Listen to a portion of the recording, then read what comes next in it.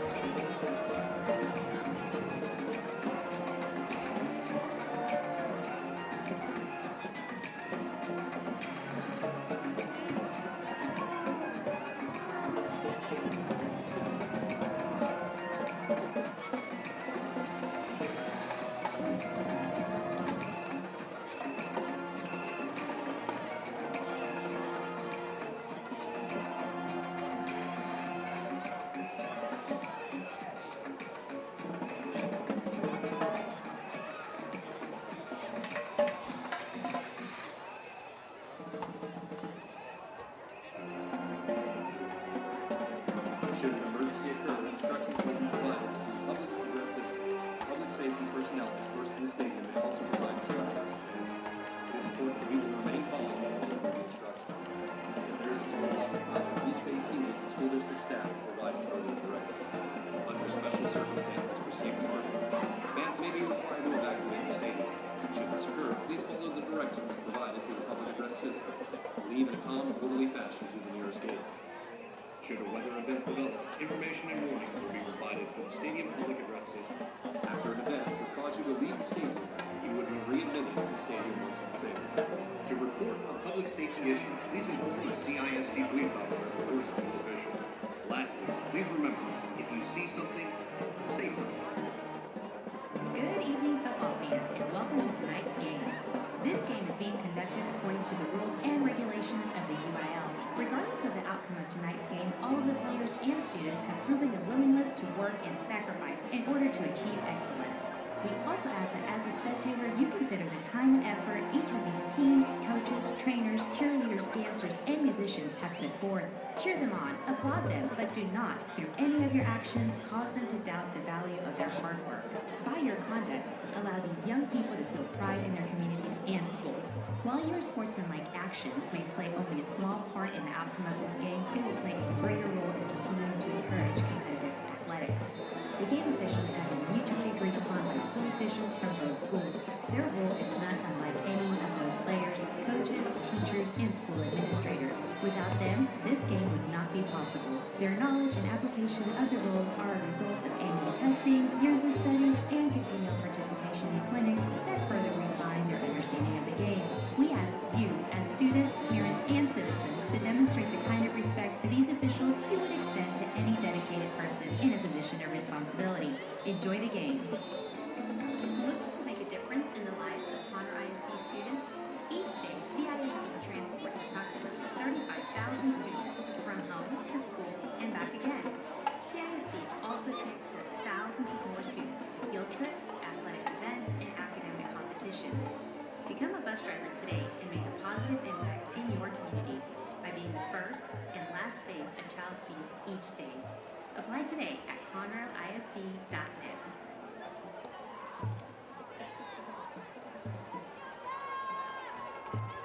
Ladies and gentlemen, good evening and welcome to beautiful Woodforest Bank Stadium, home field of your College Park Cavaliers. For another night of the finest football played in America, Texas high school football. This evening's Conference 6A Region 2 by-district playoff contest features the visiting Aldine Nimitz Cougars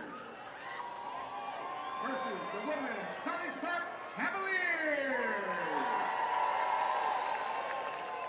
Superintendent of Schools for Conroe ISD is Dr. Curtis Knoll. Conroe ISD Athletic Director is Mr. Danny Long. The principal of Nimitz High School is Ms. Aisley Adams. And the principal of College Park High School is Dr. Bart Merle. Texas high school football is known around the country for the great athletes who participate in UIL activities, but it is also known for the quality of character and leadership exhibited by their coaches. The head coach for Nimitz High School is Richard Slater. And the head coach for your Cavaliers is Mr. Lonnie Madison. No football game would be quite complete without one group of young people that really add to the total enjoyment of tonight's activities. Naturally, these are the cheerleaders. Friday, not Thursday. Representing the Nimitz Cougars. Not Thursday. The five-time UCA Game Day champions, Nimitz High School cheerleaders, senior, two-time Letterman, Gianna Benjamin. Good evening, everyone, and thank you for tuning in to the Conroe ISD Woodforest Bank Stadium stream this evening. I'm Jackson Cochran alongside with David Laney, and we will be providing the commentary for tonight's game. First things first, we want to welcome you to the playoffs. We are excited to broadcast this first round by-district matchup. Your College Park Cavaliers are hosting the Aldine Nimitz Cougars, and this game is being broadcast here from the glorious Woodforest Bank Stadium. Now, due to UIL regulations, we are unable to stream the video of the playoff games, but we are going to be providing you with play-by-play commentary right here and give you score updates that's going on our YouTube channel. And as of right now, what's going on the field is they're doing a lot of the introductions on the Aldine side of things. Their drill team and our College Park drill team are both on the field as we're doing a lot of the introductions, as I was speaking of earlier. But this is a first for me tonight. I'm actually going to be alongside here with David. How you doing tonight, David? All right. This is new ground for us. We're a one-man show on a video stream. So, Jackson, this seems to be more like a radio broadcast than a video stream. And this is new ground that I get to tackle alongside with you tonight. Yes. And go ahead. No, and unfortunately, we don't have a press box full of a crew to help us like the professionals do, you might say. So this is new ground, but I know we're both looking forward to it. Yes, and even though we don't have a full crew like a lot of these major corporations and broadcast teams have, but we do have an excellent team here with us with the Conroe Independent School District. And just want to be so thankful that we're still able to bring this to you, even though that we don't have video to go along with the broadcast. Yeah, that's a good point, Jackson. You know, we usually, in our video broadcast, we don't get a chance to pay attention or call out the people who help bring these broadcasts to YouTube. There's a lot of people on the cameraman, the crew behind us who handles all the controlling the cameras, what happens on the field with those. I mean, there are other people behind us. We just don't have the people that the professionals have to help them keep track of the number of yards per carry and statistics. As I mentioned to you offline earlier, there's a lot of people that go into a broadcast when you're watching CBS or ABC or Fox. ESPN. We kind of have to be a one-man or tonight a two-man show. Now, what's going on right now is they are announcing the College Park cheerleaders. And pretty much we're going to let you know what's going on. Whenever the visiting team, their band's going to be playing their school song, we're not going to step on them at all. And the same with the College Park team doing their school song. And obviously we will not be speaking when the national anthem is going to play. And we'll let you know whenever the ROTC is coming onto the field. And obviously we're going to also talk about whenever the players are coming on, but let's go ahead and take a little dive into what is going on here at Woodforest Bank Stadium tonight.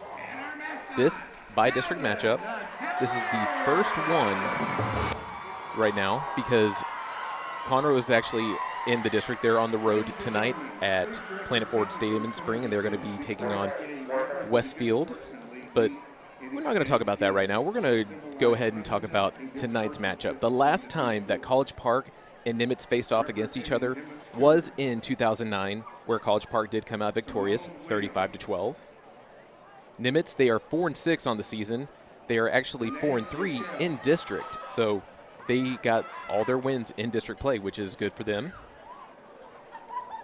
And this is the first time since 2015 that Nimitz has made the playoffs. They are 7-12 all time in the postseason, and their last win was in 2003. They won. So Nimitz did win they won 3 of their 4 over the final stretch of the season, including a 51-0 shutout against Aldine last week.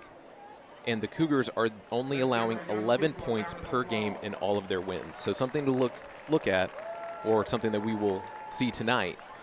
Now, College Park, on the other hand, they fell to the Woodlands last week in the War of the Woods, and they finished second in district for District 13 6A. And after falling to Westfield in the playoffs last year, the Cavaliers embark on their first ever playoff win. College Park is 0-6 all-time in the postseason, but I would want to be more optimistic tonight that they are going to get their first win in postseason. Now, College Park has the second best defense in the district, allowing 307 yards per game, and the Cavaliers were +3 in turnover margin. And a lot of these stats right now that I'm getting to share with all of you who are tuning in right now, that is from the Conroe Courier's lead staff writer, sports staff writer, Rob Tate, which I want to say thank you, Rob, for providing a lot of this information for us to share with the audience. David, of all the teams that you got to cover this season, how many times do you recall covering College Park? Boy, I can't remember. I think about 3 times. I know that their quarterback, Ty Buckman, has been the strength of their team. He brings a good run-pass threat to defenses. He's a very talented player. They also have some excellent running backs and receivers. They're a pretty well-balanced team when you think about it, as evidenced by the fact that they've made the playoffs. You know, when you think about it, Jackson, these playoff games are almost like non-district or non-conference games at the college level. Mm-hmm. The first time they've seen each other, maybe the first time they've seen a team out of the district that they're playing. And just like at the college level, anything can happen. Anything can happen. Yes. And right now, Aldine is starting to play their school song, so after them, it'll be College Park, so we're going to mute for a few seconds so you can hear that for you. And now, the school song of College Park High School. And 1, 2, ready.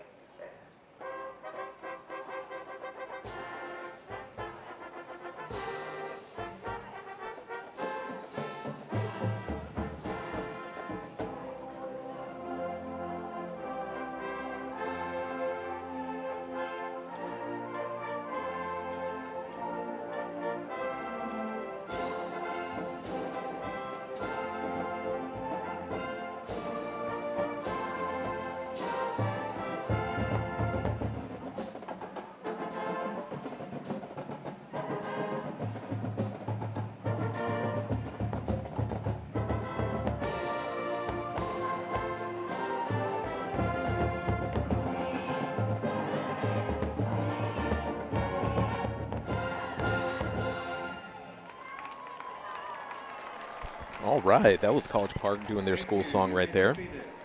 Now, before the stream even started and we were out here, David and I got here a little early just to see a lot of the warm-ups taking place on the field.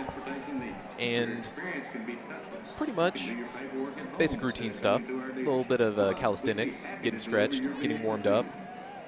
I do know that for Nimitz, top 3 of their obviously, their quarterback is Braden Whitehead. He's a lead passer. He has thrown for 704 yards so far this season. The leading rusher is Joseph Sanders with 949 yards on the ground. And Nimitz's lead receiver is Quentin Woods, who has 296 yards receiving so far. They're averaging 213 yards per game. Their average rushing yards are 120, and the team average passing yards are at 93. Rounding up, we're going to say 94 because it was 93.8. Now, on the College Park side of things, a little bit more offense, a lot more yardage. And Buckman, he has a lot of favorite targets. He has plenty of weapons whenever he is playing. He's got Cody Malandinka at tight end. He has Holden Rook, Alex Brigman, 2 top receivers for him right there. You have Connor Dunphy, who's one of the top returners. That's a name you'll hear a lot tonight, in addition to Ty Buckman. And yes, Dunphy coming out of the backfield gets a lot of draw plays. Especially they go in that wildcat formation whenever they get into the red zone at times, and you'll see Dunphy under center or just in the shotgun set. Now, I know that Sebastian Parra, he's got a great leg. He is College Park's kicker. He also is the punt guy. I'd say that he's got a pretty good leg on him. What really stands out, Jackson, is the fact that Ty Buckman has over 2,000 yards passing. And that says something at the 6A level in Texas high school football. 2,083 to be exact. That's an impressive feat, yes, like you're saying, because I was actually getting to talk with Zach Berger. He's a College Park student, and he actually has got to come in here and do a little bit of color for the video streams because he's going off to Oklahoma State, and he is a College Park student, and he was filling us in that even though that Buckman is really good at football, he's even better at basketball. And I didn't know that. That's something that was brought to my attention. So whenever the football season will end for College Park, hopefully later than sooner, we're going to get to see him on, on the hardwood. Yeah, But go ahead. Quite often, just to tie into that, dovetail into that, quite often you will see football players, band members, or you'll see football players in the band and doing that. Sometimes I wonder, how can they do that? How can somebody be in the band and also practice football? But I remember seeing that. Typically, you see it at the smaller levels. I think it was Caney Creek that had several football players in the band. And you have to admire those types of kids that can do that, because having one extracurricular activity is enough. Having two, that says a lot. Well, whenever I was a senior, I graduated from Conroe High School, and I was in choir, and one of our choir members was also on the varsity football team. He was one of the top linemen. He was in, what were we in? Oklahoma. We did the stage performance of Oklahoma, and he was, I can't remember the character's name off the top of my head, but he was actually playing on Friday night, and then whenever we had the shows on Saturday, he was actually in the play, and he did a dynamite job. His name was Dustin Morton. I have to give the man some respect. But it's just so, like you're saying, just so random that these kids can split their time and be able to learn all this music, learn their plays, and just continue to excel in school, which is, I got to compliment, all cheer for them, compliment them. And on average, I've read, athletes have higher grade point averages than non-athletes, which is surprising. But I think what that is discipline. That discipline they learn on the field, they apply in the classroom. And it's not uncommon to see football players, band members, drill team members excelling in their academics. Well, I see that College Park is making their way out of the field house right now. They're going to, from their tunnel. If you've been here and you've seen it on the stream, it is starting to smoke right over there. I see that American flag being held high, and happy Veterans Day to everyone. Thank you to the veterans for serving. They're starting to do their hype video. Cats are ready, getting excited. I see the referees and line judges making their way onto the field. And it's a pretty nice crowd out here tonight. See a lot of the band members already standing up. Perfect weather for football. Oh yeah, I don't even know what the weather is outside right now. It's already dark, I can assure you that. It is dark, where we're used to actually having the sun setting right before kickoff, or even right into the second quarter. The College Park are getting hyped up. I believe it's Golden. Nope.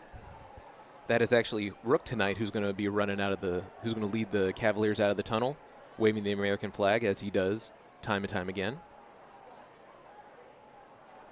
Just here at Woodforest Bank Stadium for those of you who are tuning into the stream tonight.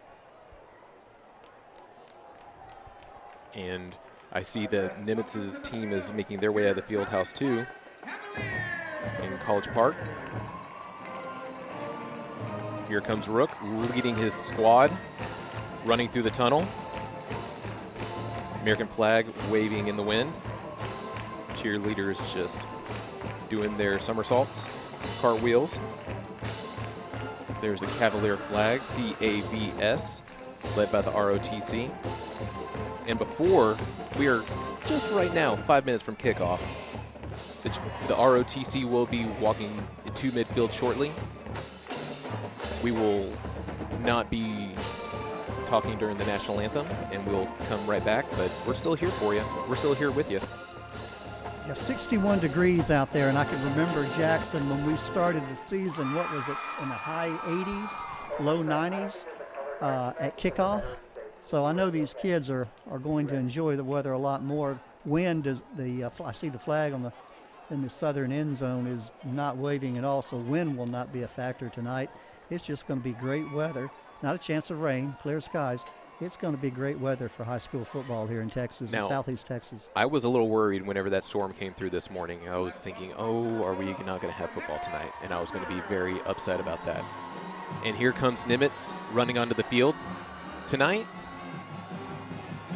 Nimitz is wearing their all-white jerseys, yellow helmets. And on the College Park side of things, they're going to be wearing their navy tops, gray pants. Just to give you a little bit of more imagery, what you can imagine if you've seen College Park play throughout the season.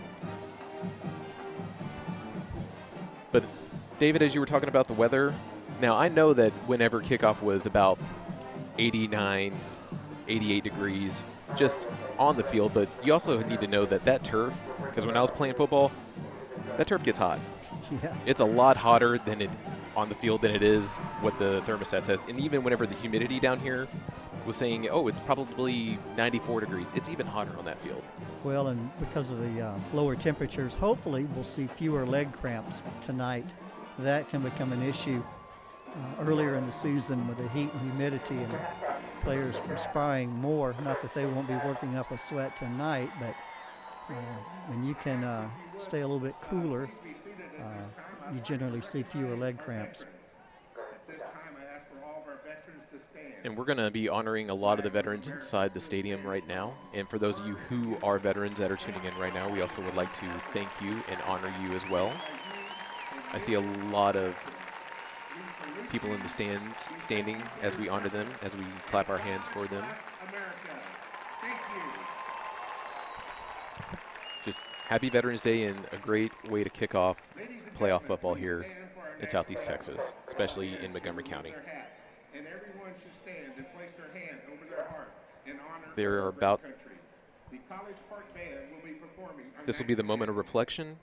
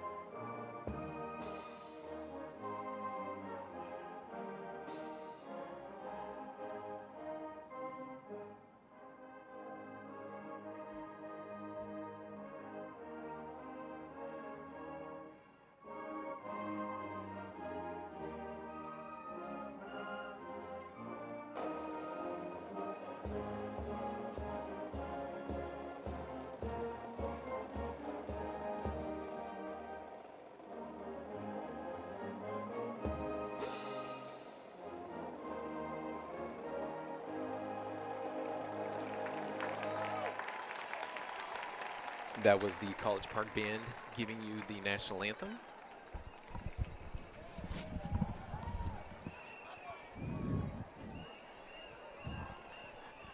College Park's drill team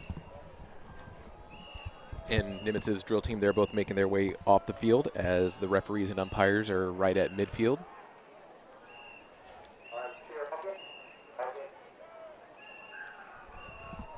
We are about to have the coin toss.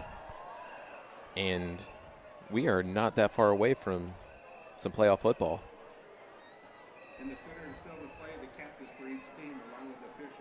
College Park captains making their way to the field right now are Brett Lane and Cody Melendinka.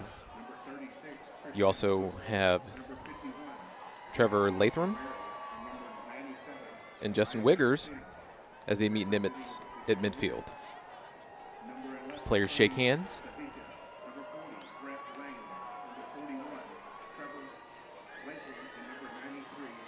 Here's the coin toss.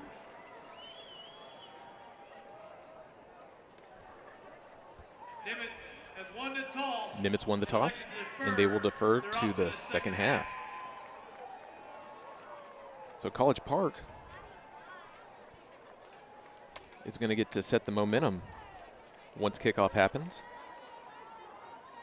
College Park will receive. And College Park is going to receive in the north end zone.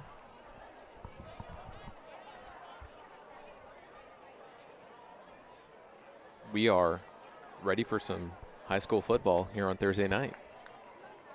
Yeah, the teams have been playing for this all year to make the playoffs, and of course, you either win or go home when it comes playoff time. So somebody will continue after the game tonight, and somebody will go home.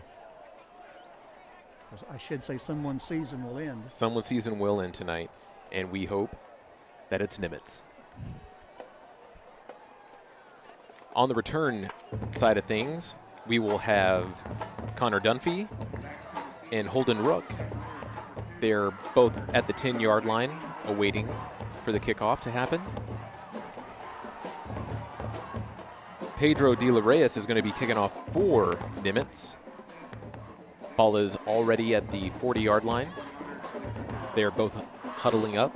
Both teams are huddled up. Whistle's been blown. Players are getting set. College Park's band is there. You can hear them in the background, hyping up their home team.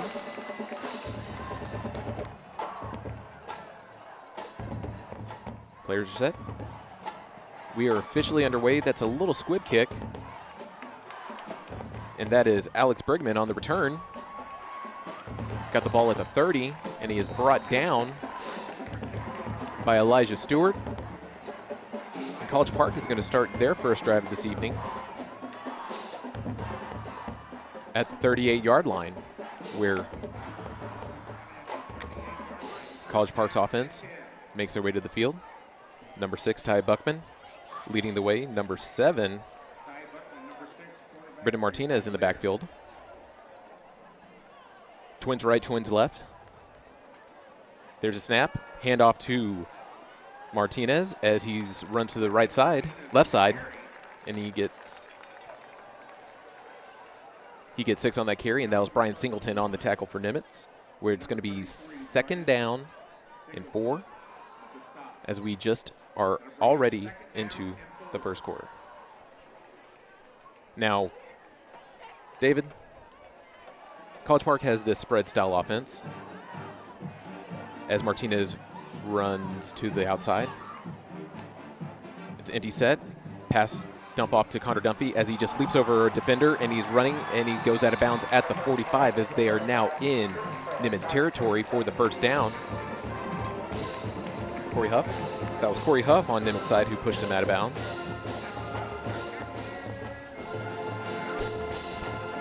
Now, this offense, they play the spread style, so they're usually getting their cues from coach on the sideline as Buckman tells the play to the offense as they are getting set. Martinez still in the backfield. Twins right, Maladinka in the tight end.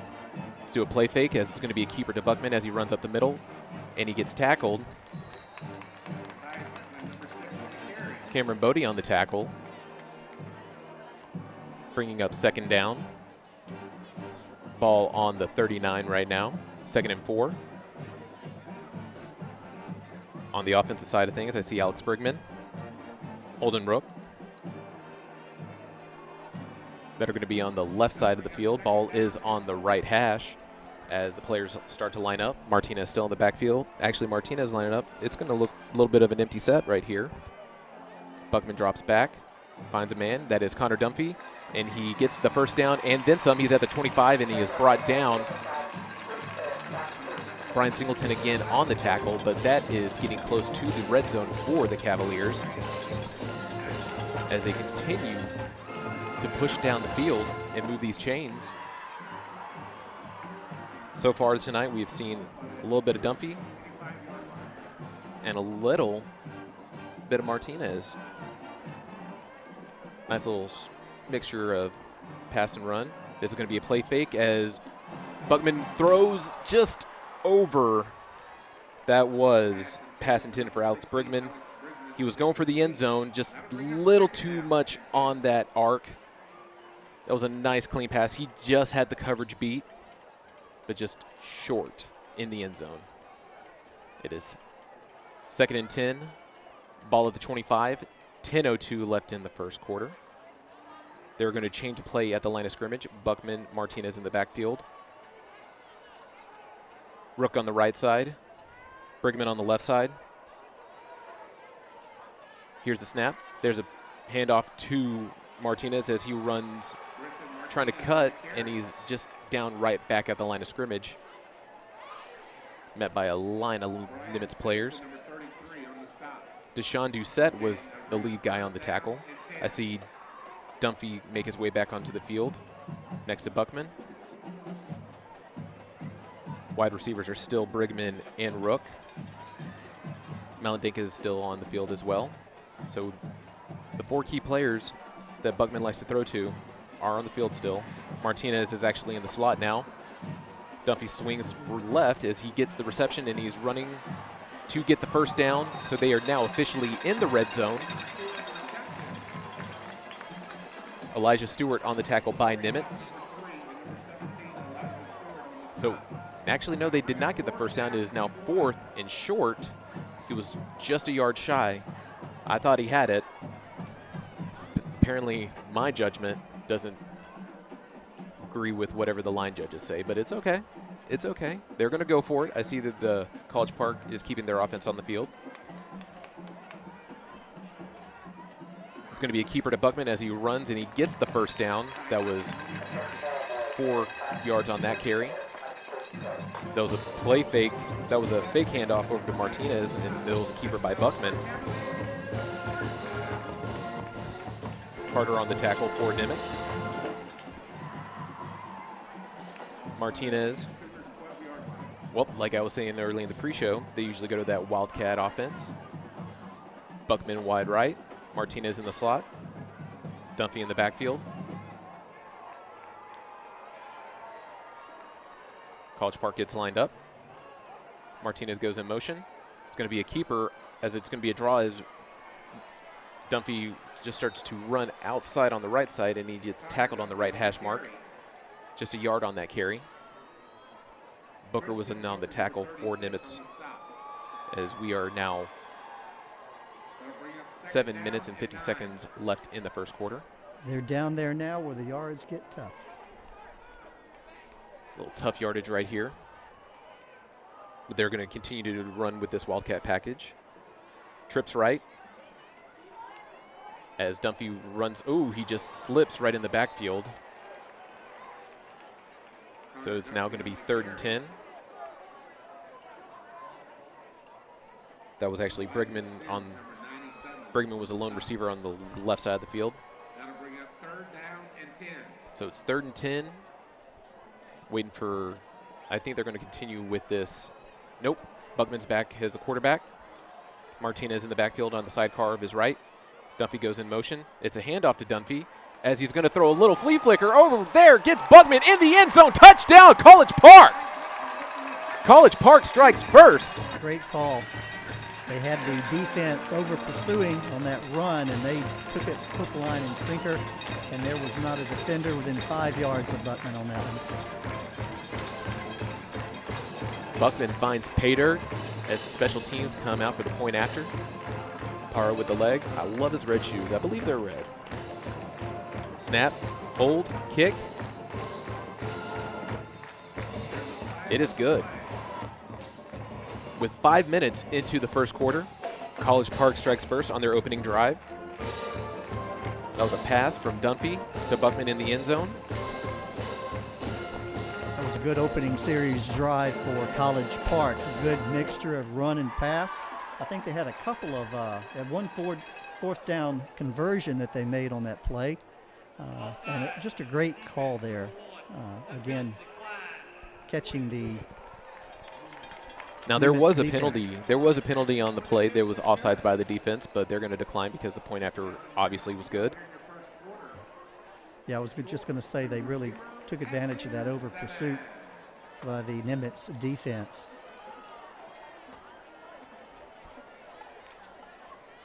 Now we'll get to see the Nimitz offense.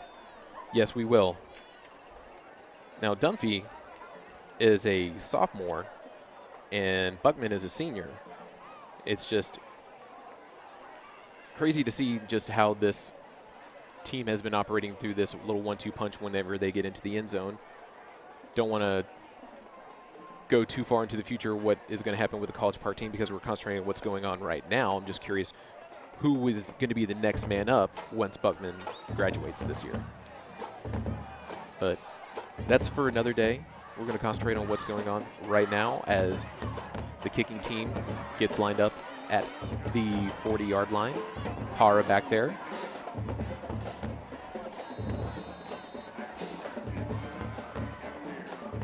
He's got that one. Is it a red shoe? Is that he kicks off of with?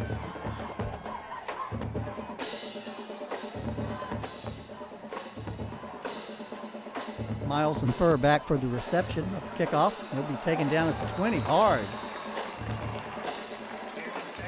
Well, that just went nowhere. That was just a really high kick by Para.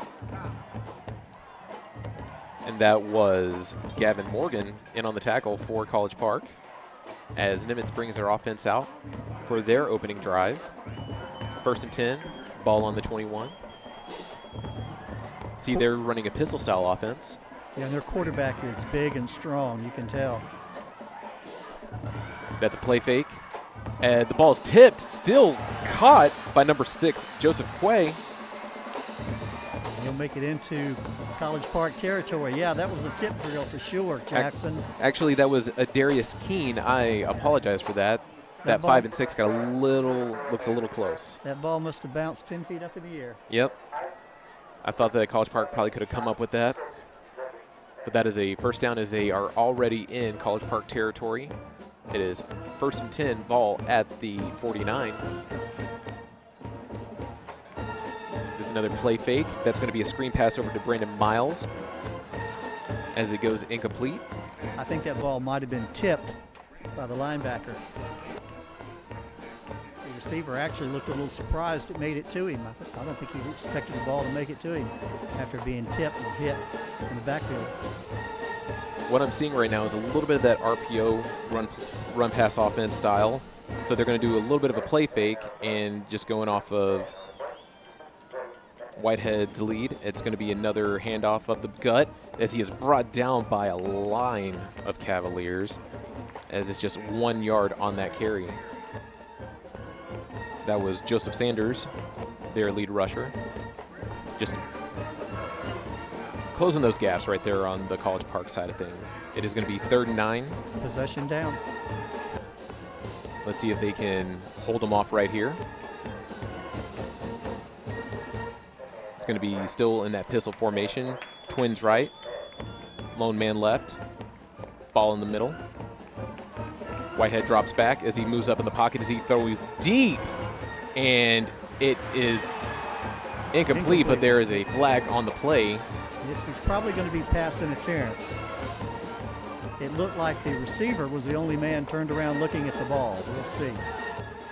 Waiting for the line judge. I believe that was Latarian Miller on the coverage, as that pass was intended for Keene.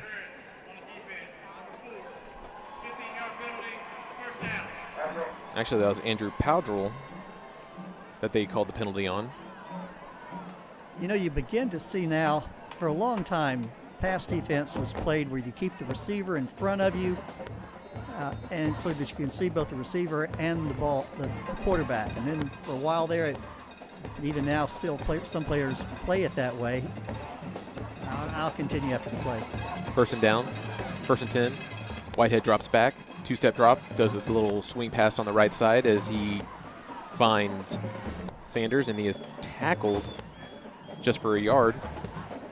What I was going to say, somewhere someone came up with the idea for the defender to get between the quarterback and the receiver and watch the receiver's eyes, and when he looks up, you turn around and find the ball.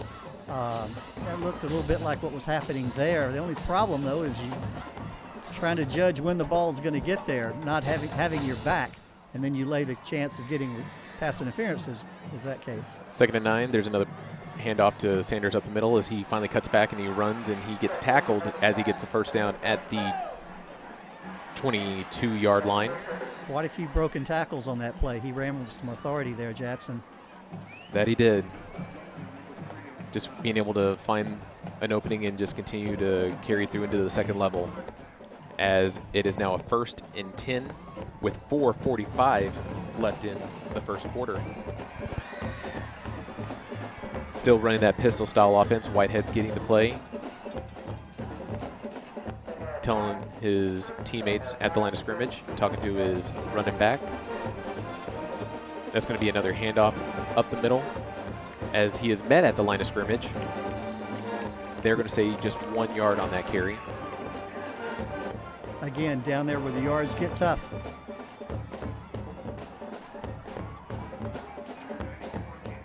Not quite to the red zone as of yet. So far, it's just been more that ground and pound by Sanders. I would They only, say they only had that one completion just in the first 2 plays. Now, obviously, the pass interference. Player goes in motion. It's going to be a jet sweep. I think that was Quay again, the Keen again. yeah, good pursuit there. No gain on the play. Good pursuit. That was actually a loss of yard. I was going to say earlier, I think Whitehead looks like a younger version of Vince Young in his high school days. Very stocky, very stout. And he is repping that number 10 as well. I'll bet you that's where it came from. Probably. This College Park band is getting loud right now, trying to see if they can get in the heads of Nimitz's players. You always want to have that crowd effect. Still in the pistol formation. There's a flag on the play for a false start by the offensive line. So that'll bring it back another 5.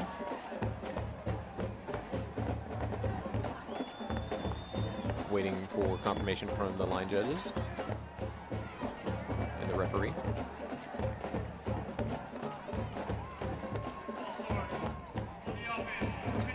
That is a false start. That was number 51, Joshua Ramirez, who was a senior offensive lineman for Nimitz. We're just 3 minutes left in the first quarter. You know, from the appearance, Jackson, it seems Nimitz has a size advantage on College Park on that offensive line, but College Park, I think, has a speed advantage. I won't be discouraged because Edmondson, Irichie, and Hall are pretty good on that front defensive line. As there's a sack right there, Brett Lane for College Park. Call that a coverage sack. Couldn't find a man open. Whitehead was moving up in the pocket because it just collapsed on him. That'll bring up 4th down. Are they going to keep the offense on? It looks like they're going to keep their offense on the field. I don't see anyone in the kicking team. It'll be about a 38-yard field goal if they try it. I don't see a kicker coming on the field. Well, it's going to be 4th and 16. 2 minutes, 20 seconds left in the first quarter. And they will go for it. They're going to be tight formation. It's a play action pass. Whitehead throws incomplete, out of bounds. I think he just threw that one away, Jackson. There was no receiver open. He threw it to the sideline. The person that looked like that was near the coverage was Brian McCarty, who's their tight end, but maybe it was a miscommunication on the coverage or on the formation or the route. Sorry, the route. Wow. I don't think he was open. He just recognized that and got rid of it. Live to play another day. There you go. College Park's offense takes over at the 29-yard line. Buckman in the shotgun, drops back as he finds Brigman. As he cuts, gets a little juke, just gets the first down. It's a nice little quick pass as College Park takes over their second drive. Daquan Jones on the tackle. As the offense gets lined up.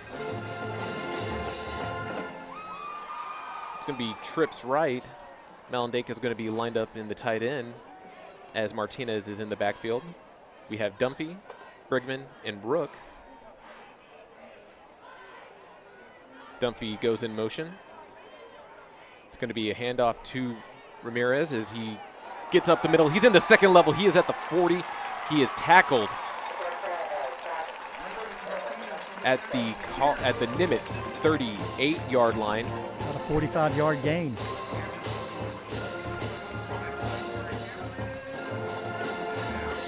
Caught me off guard right there. Wasn't expecting that. I saw a little bit of that play action fake, and Martinez got the first down and got them back into Nimitz territory. So it's going to be trips left. Dunphy rolls right. Buckman pump fakes as he throws deep, as he finds a man. That was Malendenka right in the red zone. That was a 36-yard pass as he's down at the 2.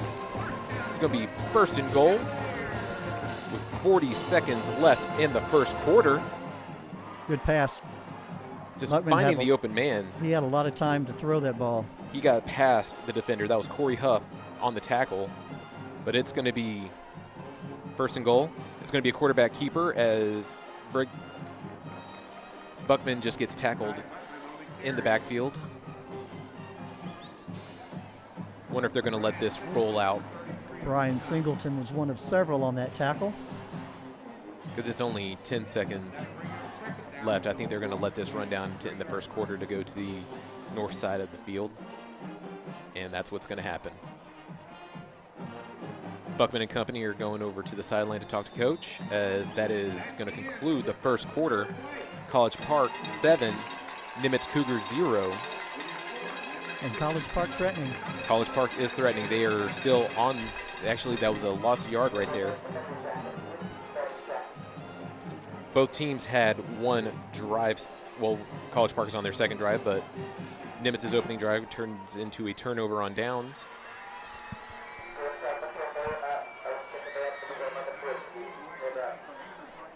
And College Park's opening drive was a touchdown pass from Dunphy to Buckman.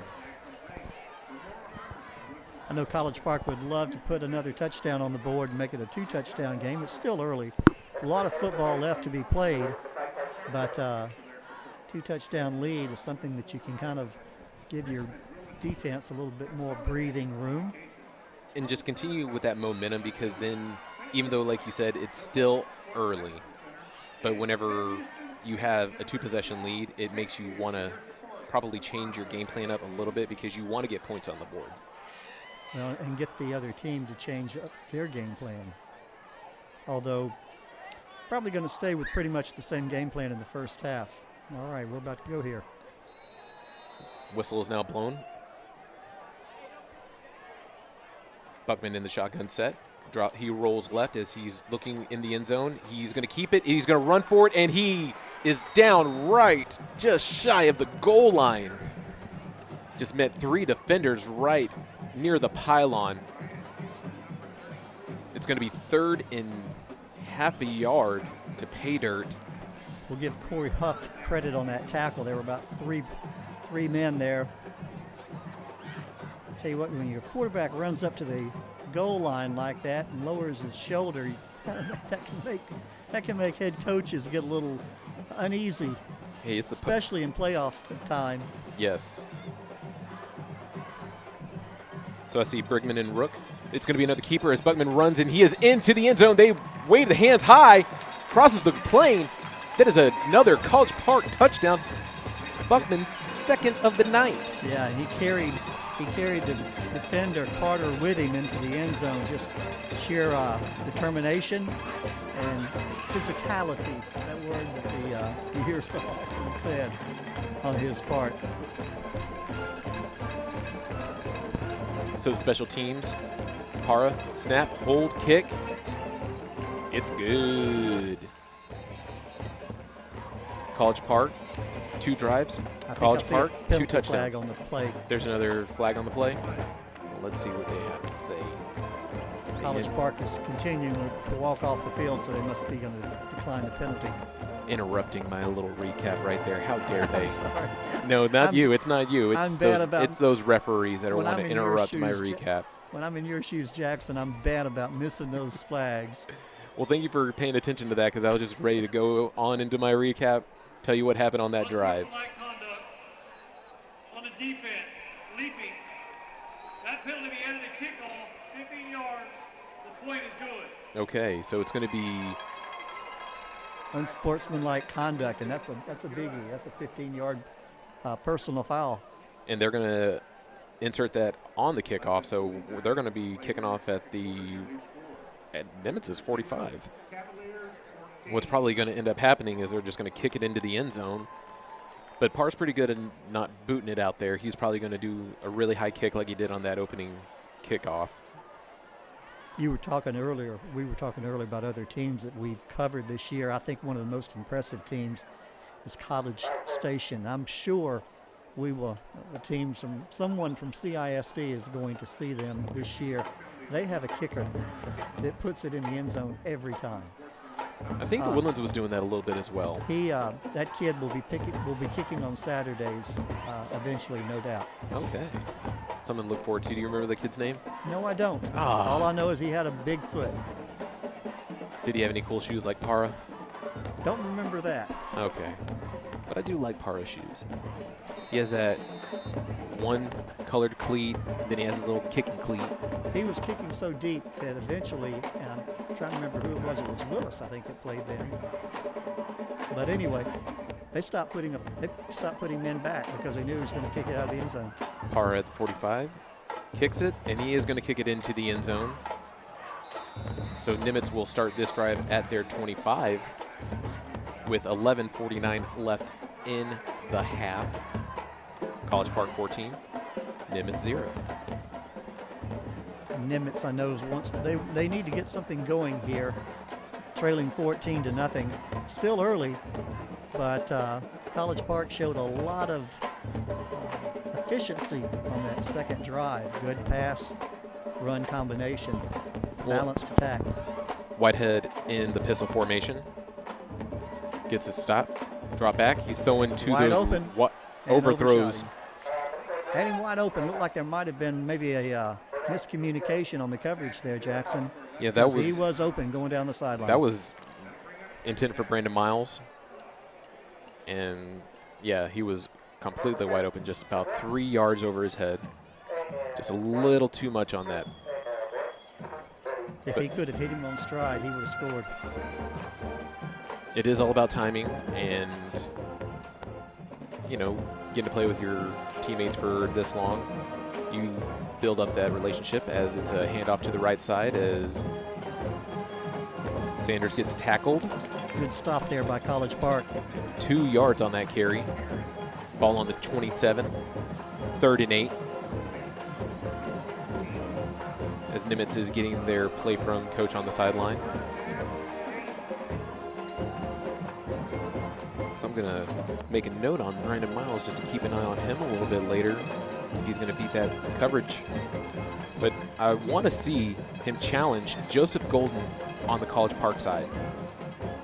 Golden's lining up with Quentin Woods, their top receiver, as he has about 8-yard cushion for him.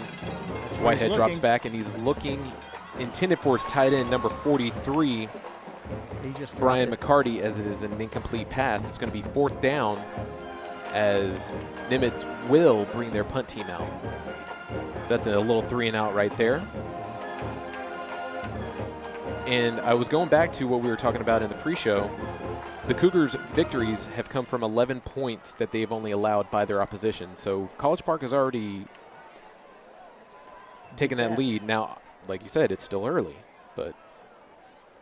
Well, and they're going to, those quick 3-outs leave your defense on the field a lot. Granted, it's not as hot as it was earlier in the season, but still, those kids get tired when they're playing on the field so often.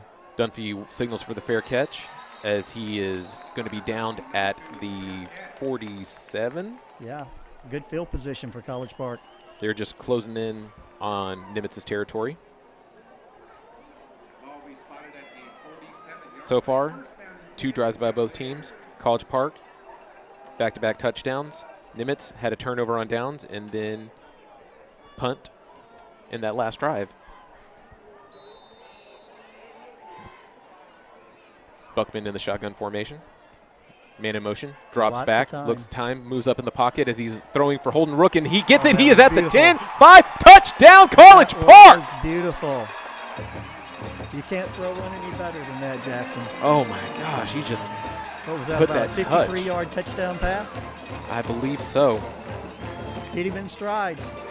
He got a step. Woo! He got a couple of steps on the defender, and Buckman laid it right in there for him.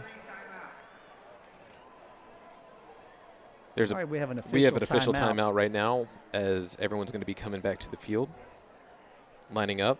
But man, I didn't even get a chance to go over any notes. That drive was just so fast. Yeah, well, that's the kind of play there, though, too. You wish that our audience were able to watch the video because it was pretty. He hit him right in the seam, just open in the middle of the field on the right hash. Just a perfect post pattern. Just the way the coach drew it up on the board, right? Yep. Exactly. So Buckman with 3 touchdowns of the night. That's Rook's first reception and first receiving touchdown. And I'm going to see. Players taking a knee while we have an official timeout. I'm curious what's going on. We'll have to check that score at halftime. Jackson, Conroe playing Spring Westfield. I know they're going to have their hands free with them, or full with them tonight. Right you are. Right you are, David. All right. Special teams are getting lined up for the point after attempt. Para back. I'd like to know the stats on Parra. I don't think he has missed a field goal this year, or an extra point, I should say. I don't think may so not either. Have, may not that was a high field goal. snap. Kick is up, and it is still good. 3 drives, 3 scores, all touchdowns by College Park, leading 21-0. 10:42 left in the first half. I wouldn't be surprised if Parra isn't one of those kids that's kicking on Saturdays.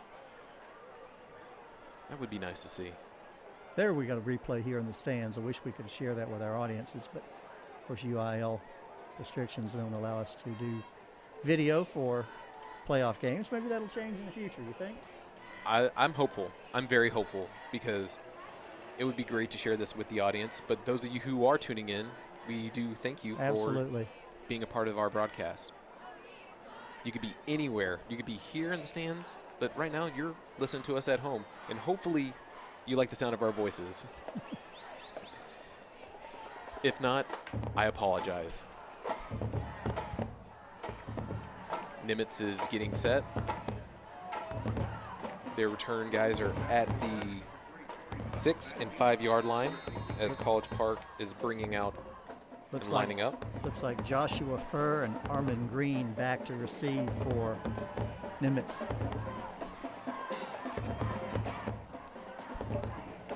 They're lined up. Parr kicks it off. It's going to be high as it's caught at the 20 by Nimitz. And that was that number 8?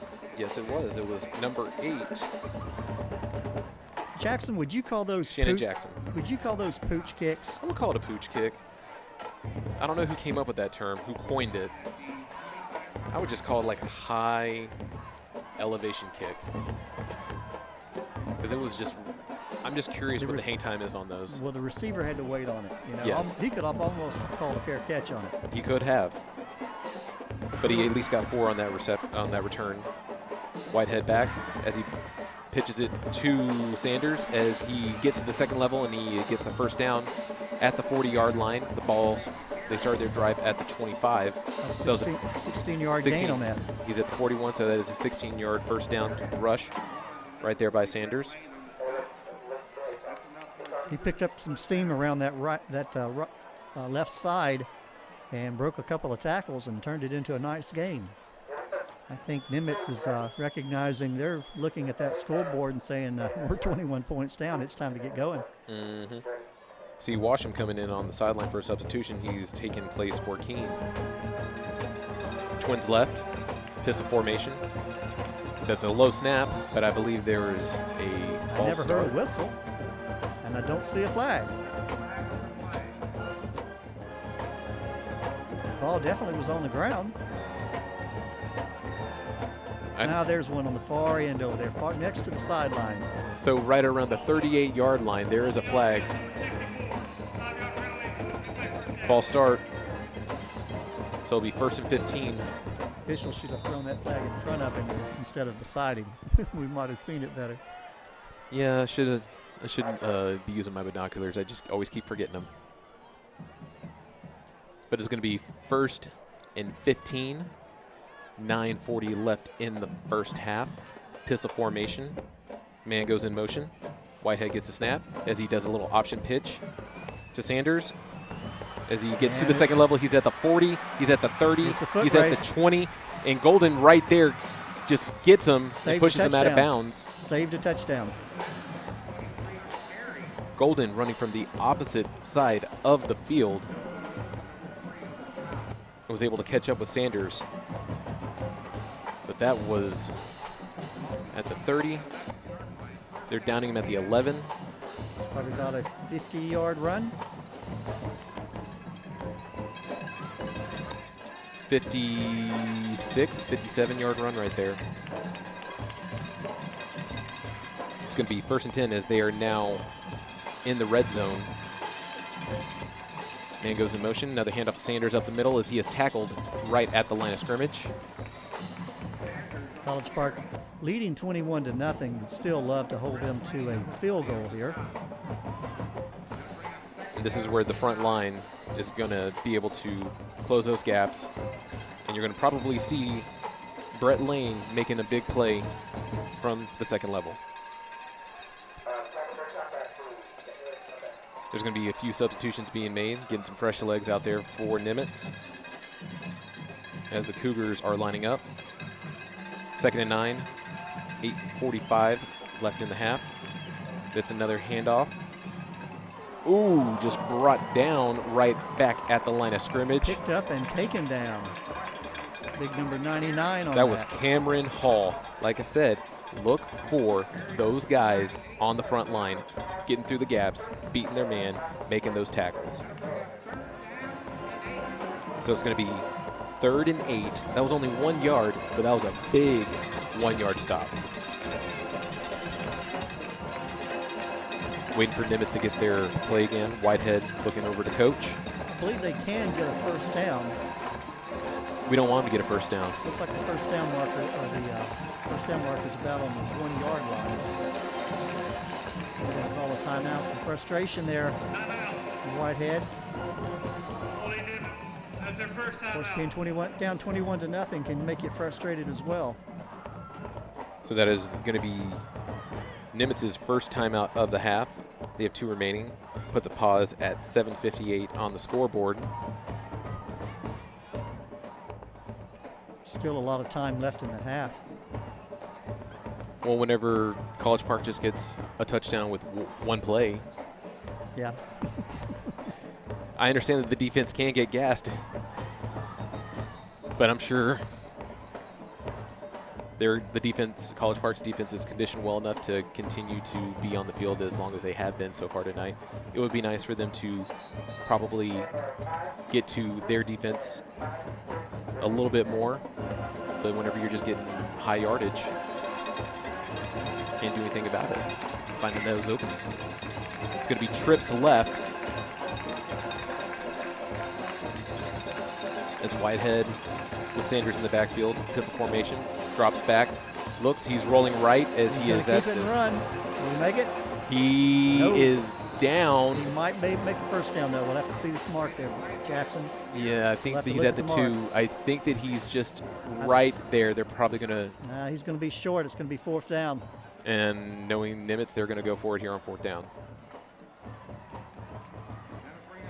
A lot of time left. I see some. I don't think that's a kicking. Now they're keeping their quarterback Whitehead on the field. They're going to go. They're going to go for it. They're bringing out all the linemen.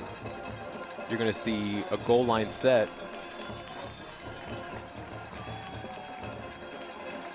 They're going to be probably going to punch this in, but the play clock is at 5, 4, 3, 2. They're going to reset it. So timeout. Yeah, that was probably a good idea to call that timeout with the 25-second clock running down. And this is a big play for them. They got to have to, if they're going to crawl back into this game, they need to put 7 points on the board here rather than 3. A lot of time left, but Those yards are tough with that College Park defense tonight. But you know that we don't want them to get any points on the board. We want College Park to stuff them right here. This is how we want it. We want to continue to shut them out. That's what we're looking for. College Park needs this W. They need to break this 0-6 streak in the playoffs. They need to get to the next round. This team is too good to not make it to the next round.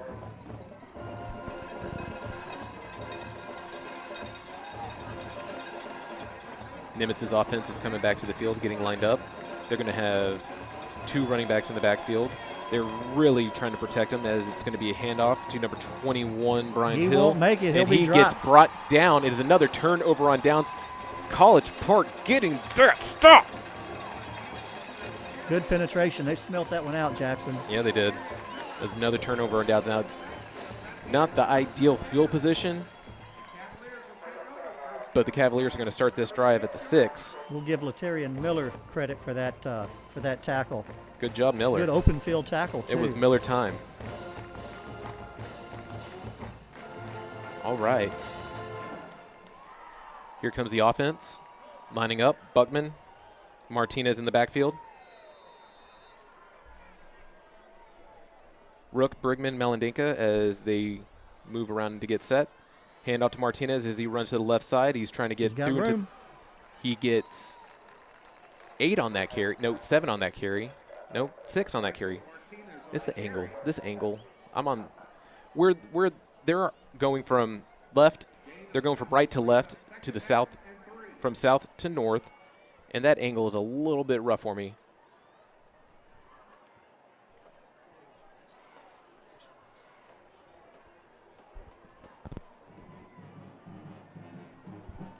College Park's getting lined up. It's going to be 2nd and 3. Actually, it was 7, so I was right. Another handoff to Martinez. He's going to come up in between the tackles as he's met back at the line of scrimmage. I think that one may have looked better on paper than it actually ran. I don't think he made anything on that one, Jackson. No, they're probably going to try to chew up some clock right now. Well, 6:49 left in the half and counting. You want to at least let it get down to about the 5-second mark on the play clock. I did not know that College Park was 0-6 in the playoffs for the past 6 years. Well, they're not the 6 years, but every single time they made the playoffs, they have not advanced in the second round. It's going to be another handoff to Martinez. He is tackled in the backfield. That was a blitz right there by number 33, Brian Singleton, on the Nimitz side. Yeah, I think he may be their leading tackler, Jackson. Looks that way. And looks like College Park is going to punt for the first time tonight. Yep. Parra is going to come back to punt. Breaking that perfect streak of touchdowns. It's okay. I see Furr is back to return as well as Sanders. Sanders is at. Dropped the kick. He got it away, thankfully. It's gonna. The bounce is gonna favor College Park a little bit, but it's gonna be down at College Park's own 40 whenever they kicked it from the 13. Looked like he just mishandled the snap there. Mm-hmm. Looked very catchable.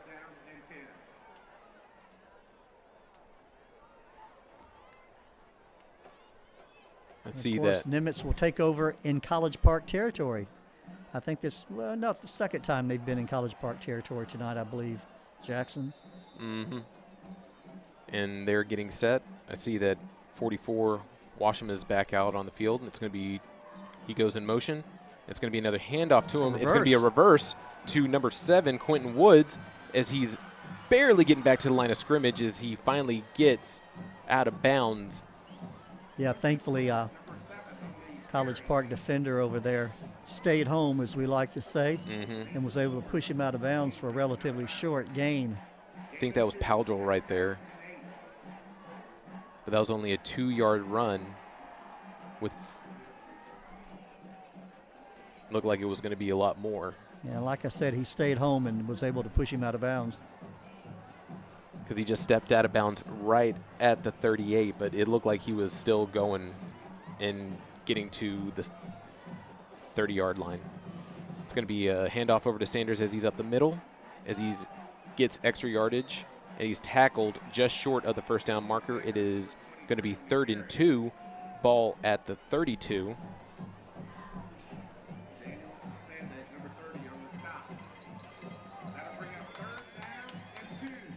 As we see Woods. 5:09 or 5:05 and counting left in the half. Woods, Sanders, Miles, and now Washam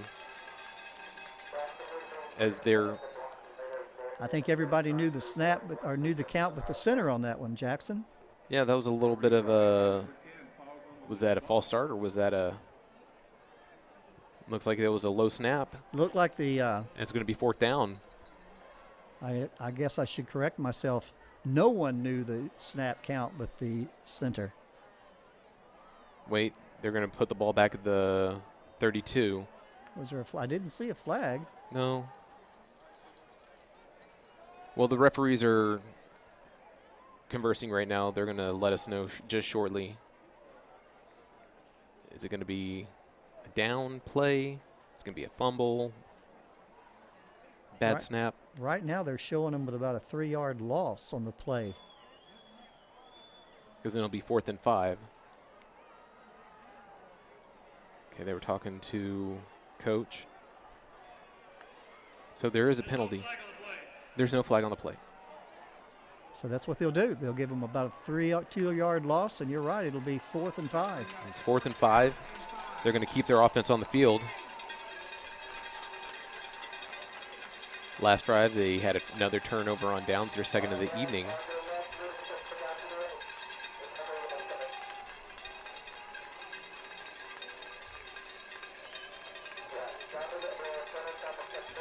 Somewhere College Park has picked up cowbells. And got to have more cowbell. I got a fever. They go empty. It's an empty wide set, so they're going to be passing. Whitehead drops back. He's looking. He's just sees it. And he is. It's going to be close. It's a first down. They're gonna mark him a first down. Yep. Just got a little bit extra on that one. But that was Brett Lane right there on the tackle. As Whitehead was going down, he kept the momentum going in front of him instead of going behind. Yeah, he fell forward for the first down. Mm-hmm. So it's going to be 1st and 10, 3:50 left in the half. They're still going empty. As Whitehead moves up in the pocket as he gets a connection. I think was that Woods? Nope. Number 11. That was 11. That was Miles on the reception. So it's going to be 2nd and 3. Yeah, 2nd and short. Ball on the 22.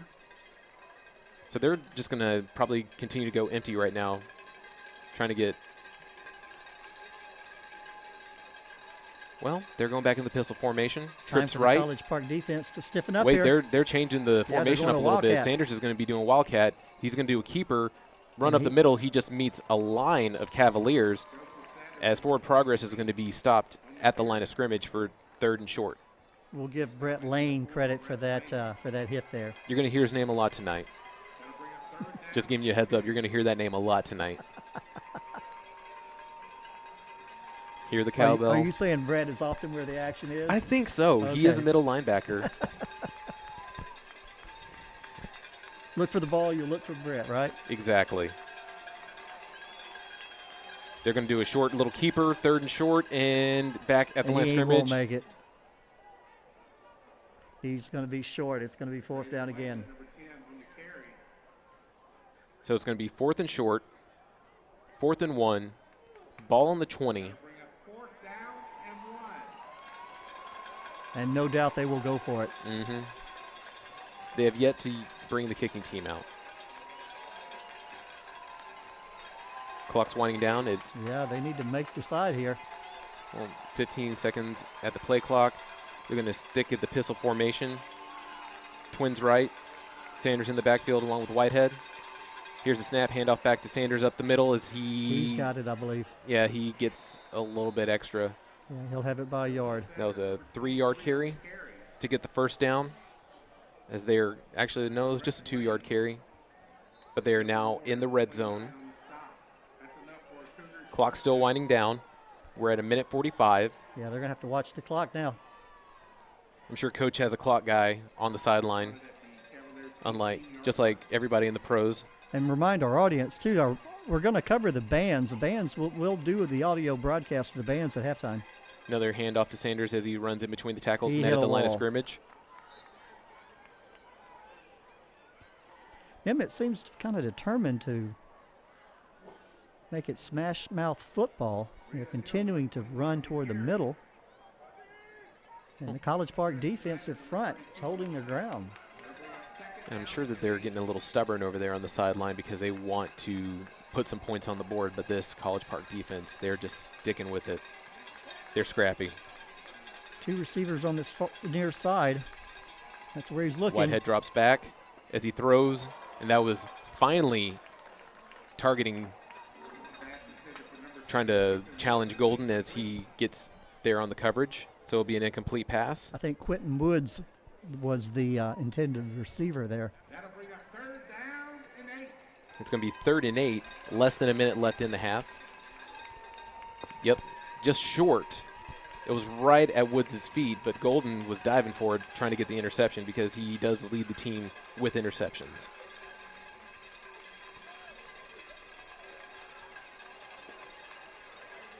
Twins left, Twins right. Sanders in the backfield along with Whitehead. Drops back. A lot of time. Throws up the middle and is intercepted by College Park. Threw it right to him. Excellent. Number 32. That was Chris Schneider in on the interception right in the middle of the field. It's That ought to College do Park. it for the half. Hey, half's not over yet. They can get some more points on the board.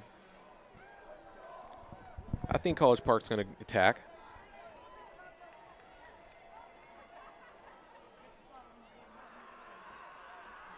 Got 2 receivers on the far side. They're done. Martinez in the backfield along with And Buckman. And Nimitz is playing their defensive back up tight. It's going to be another handoff to Martinez as he sweeps to the left side and is down. So, David, you're right. They're just going to let this. Christian Carter was on that tackle. They're going to let this probably wind down and go to half. And we will be commenting on some of the activity that is going on with the halftime show. Both bands are here tonight. I see the Nimitz band over there getting ready to take the field. They're in Yeah. the victory formation as they are going to take a knee. And it's going to close the first half as College Park still leads 21-0 as both teams are going to the field houses, to their locker rooms. And we will have the halftime shows take place so you can hear the bands, and we will not try to step on too much of what's going on. We'll just give you a little bit of We'll pretty color. much take an audio break once the bands take to the field. Mm-hmm. These kids, my daughter was in the band, drum major for one of the CISD schools, and these kids work awfully hard. I mean, they work year-round. They practice on those instruments year-round, and the drill teams, Mm-hmm. color guard, put a lot of hours in, and I'm not sure how College Park has done in the UIL contest, but that means everything to these kids to participate in those UIL contests. I know Oak Ridge earlier this week participated in the UIL finals in San Antonio. That's awesome. I didn't know that. So, and the parents, a lot of participation with the parents on these band programs as well, just as there is in football, But you think about it, what would high school football be without the band, and especially in the second half? It always seems like the band gets cranked up in the second half, and my daughter says they play their, I think this is a word you can use, their stand trash, the music that they try to, and of course when the game really gets tight, they'll play loud and try to impact the game. All right, let's let them turn it over to them. All right. This is going to be Nimitz's band and drill team. Now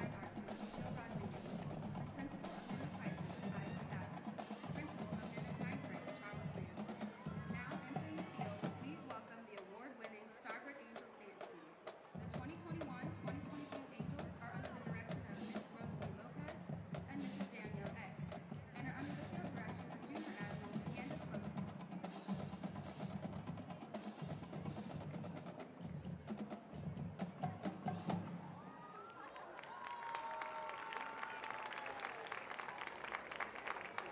Our dance officers are Lieutenant Fatima Mohammed,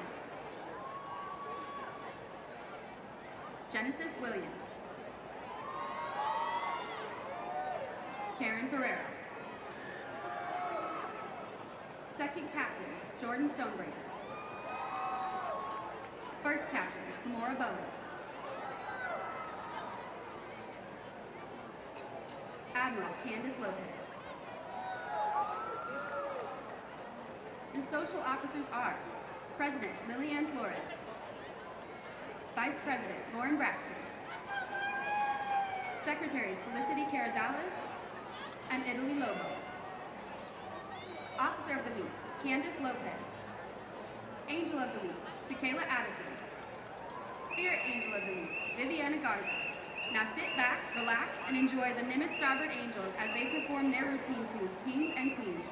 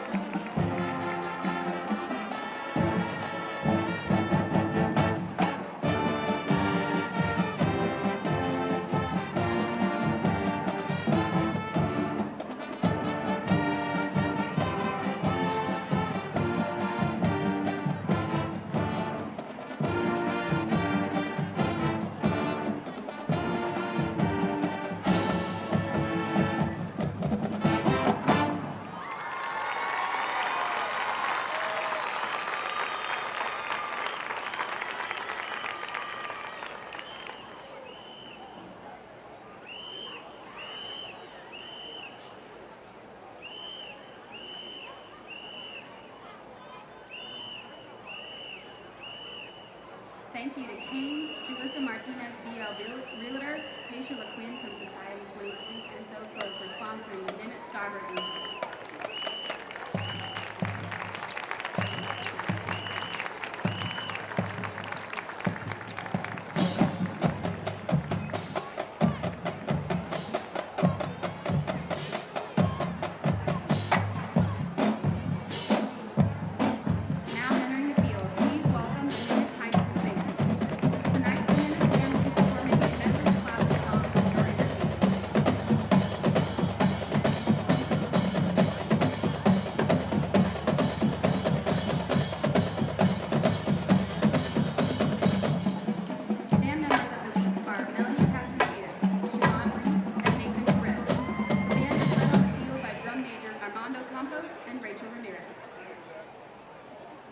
The first piece the band will perform is a classic rock song by Cliff Knowles, The Horse.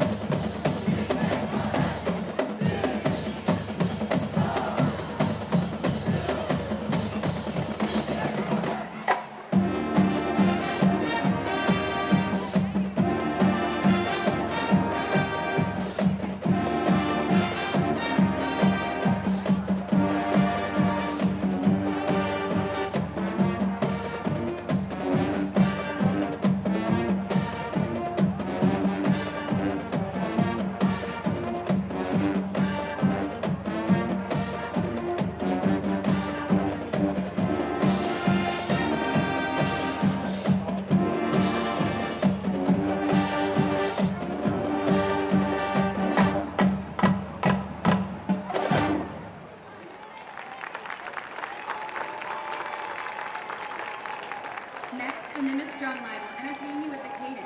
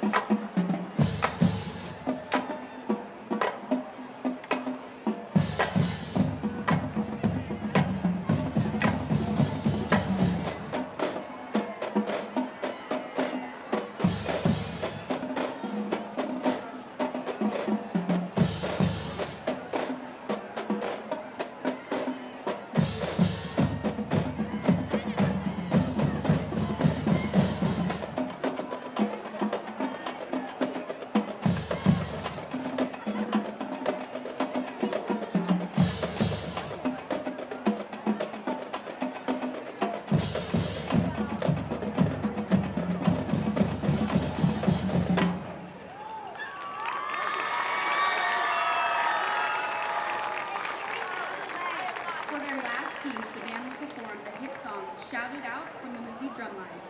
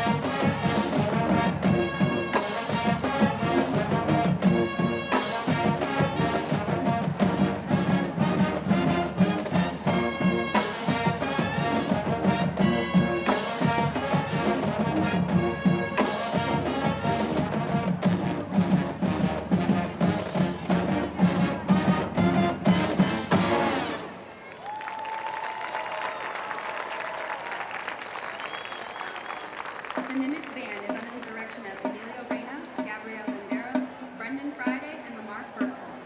The Star Color Guard is under the direction of Kristen Lopez. Nimitz High School hopes you enjoy the rest of the evening.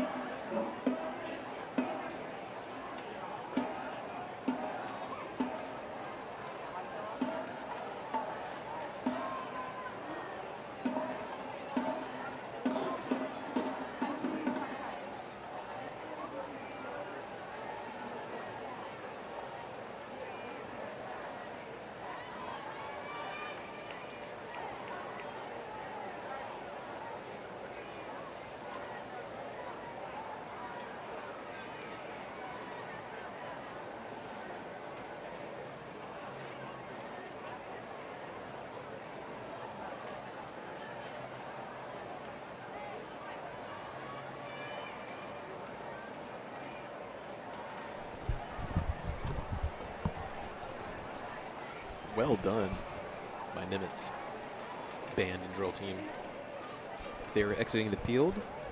We're going to have the College Park drill team and band start to walk onto the field, getting lined up, ready to start their rendition and their UIL formation. Ladies and gentlemen, performance tonight we are viewing the Stick around, we'll award-winning enjoy. the College Park Cavaliers Marching Band, College Park Reveliers, and our featured twirler is Sophia Nanumlo. She is a state, regional, and national champion, as well as an AAU Junior Gold Olympics, under the coaching of Miss Patty Mickey and Kaylee Mickey McIntosh.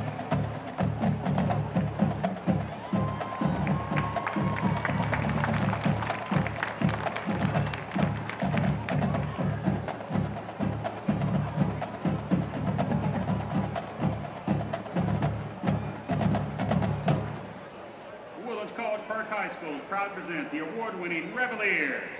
Your Revelier officers are Major Delaney Harvey, Lieutenant Major Lindsay Hollis, Senior Lieutenants Cody King and Emma Weichsel, Junior Lieutenants Hillary Samford, Chloe Rivera, Emma Summers, and Kylie Wiggins. Your social officers are President Avery Cormier, Vice President Sophia Rosales, Secretary Lauren St. John, Chaplain Emma Hendershot, Spirit Chair Sydney Scarborough, Social Chair Karis Morales, and new member liaison Karis Bryant and Ellie Davenport. The Rookie of the Week is Devin King. The Spirit Girl of the Week is Alyssa Ezenak. And the Revelier of the Week is Bryn Hebert. The Reveliers under direction of Miss Allison Lauer and Kaylee Trotter. Tonight, the Reveliers will be performing their last home halftime routine of the season and the last one for our great senior class. Thank you for a fantastic 4 years, seniors. The Reveliers will be performing their halftime jazz routine too. I Like It. Take it away, Reveliers.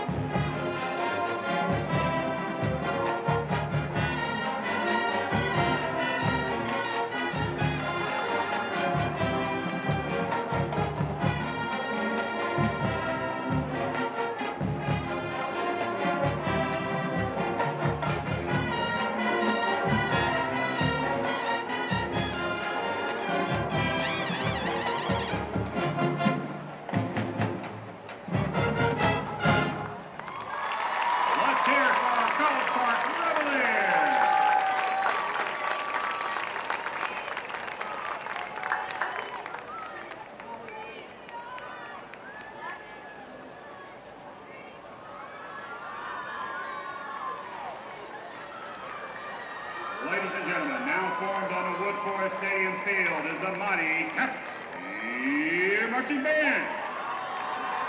Well, the College Park Band just finished competing in the UIL state competition this past Tuesday in San Antonio, and our Cavalier Band had a fantastic finish. Ended up 18th out of 254 bands. That's finishing in the top 7% of all 6A bands in the state of Texas. Way to go, band! Award-winning Cavalier Band is under the direction of Mr. Jeff Goring, Assistant Band Director Mr. Akira Nakamura, Percussion Director is Mr. Rob Sabala, and the Color Guard Director is Mr. Lucas Smith. Your Cavalier Band drum majors are Joseph Estraka, Ara Kadam, Mahi Patel, and Madeline Wagner. With the 2021 marching season now complete, tonight our band will be playing What a Man Gotta Do for our featured twirler, Sophia Danubalo.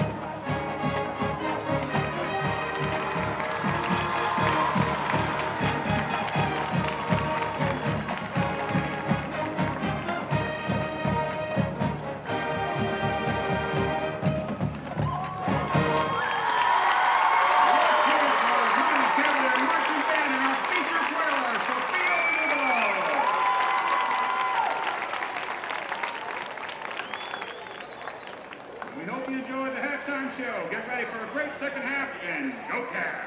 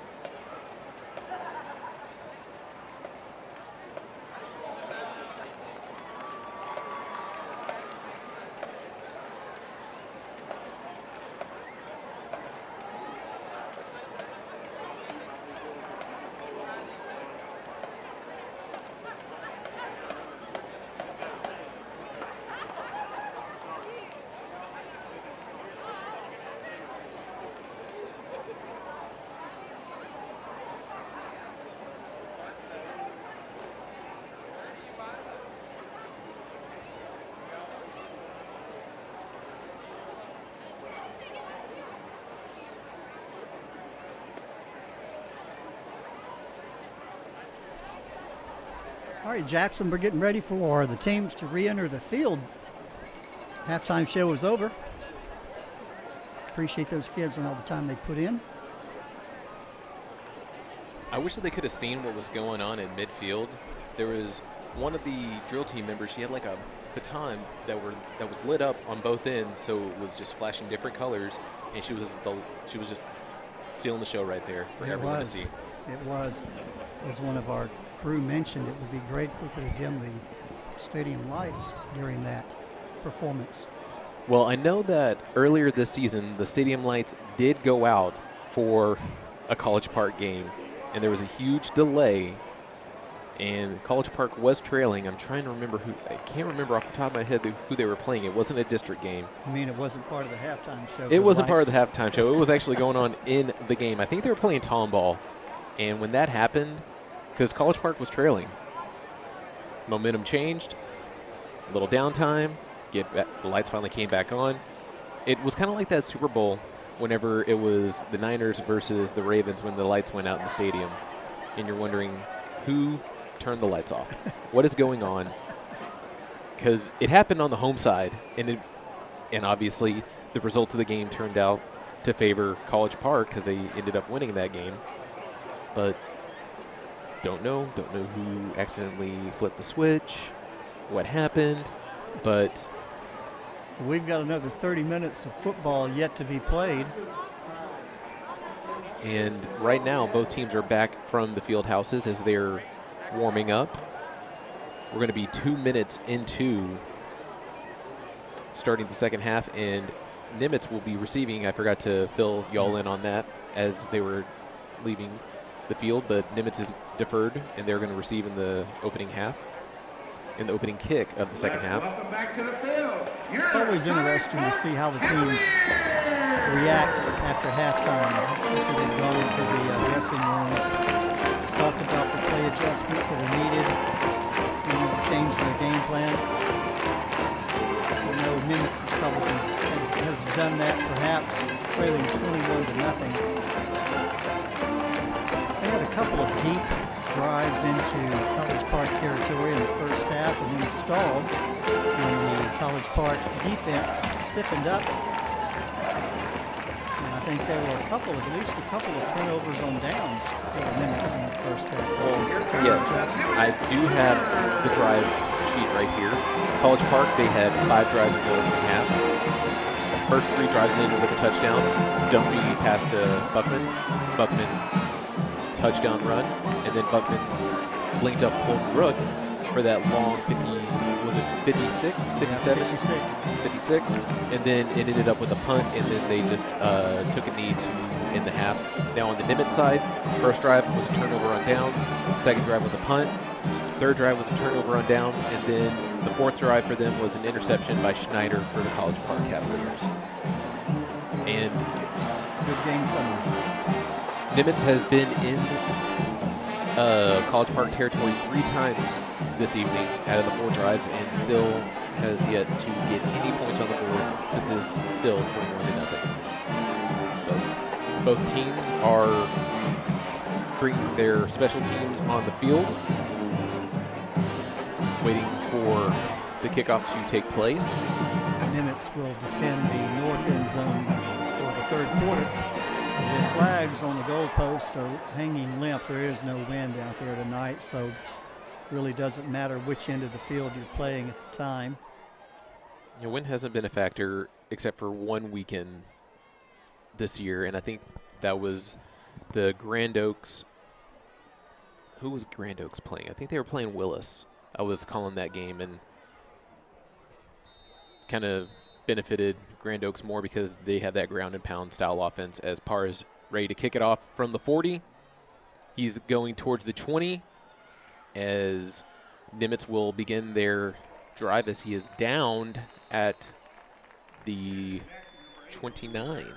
About 9 yards. He fielded it, caught it right at the 20 and brought it out to about the 29-yard line, and that's where Nimitz will take over, trailing 21-0, and we're just starting the third quarter. And it is 57 degrees out here tonight. Perfect football weather. It's nice and cool. I wonder if anybody in the stands is going to the concession stand and getting some hot chocolate. One of my favorite things to do whenever I'm at a football game when it's this cold out. Nimitz is lining up. Whitehead in the pistol formation. Sanders behind him. He throws a little screen pass over to him as he runs into his own teammate. That is number 7, Joseph Woods. Sanders. And then Joseph Sanders gets the tackle for College Park as it is a 6-yard reception for Joseph Nimitz. Sanders on the carry, on the reception and the carry. Yes, there. Sanders was on the reception.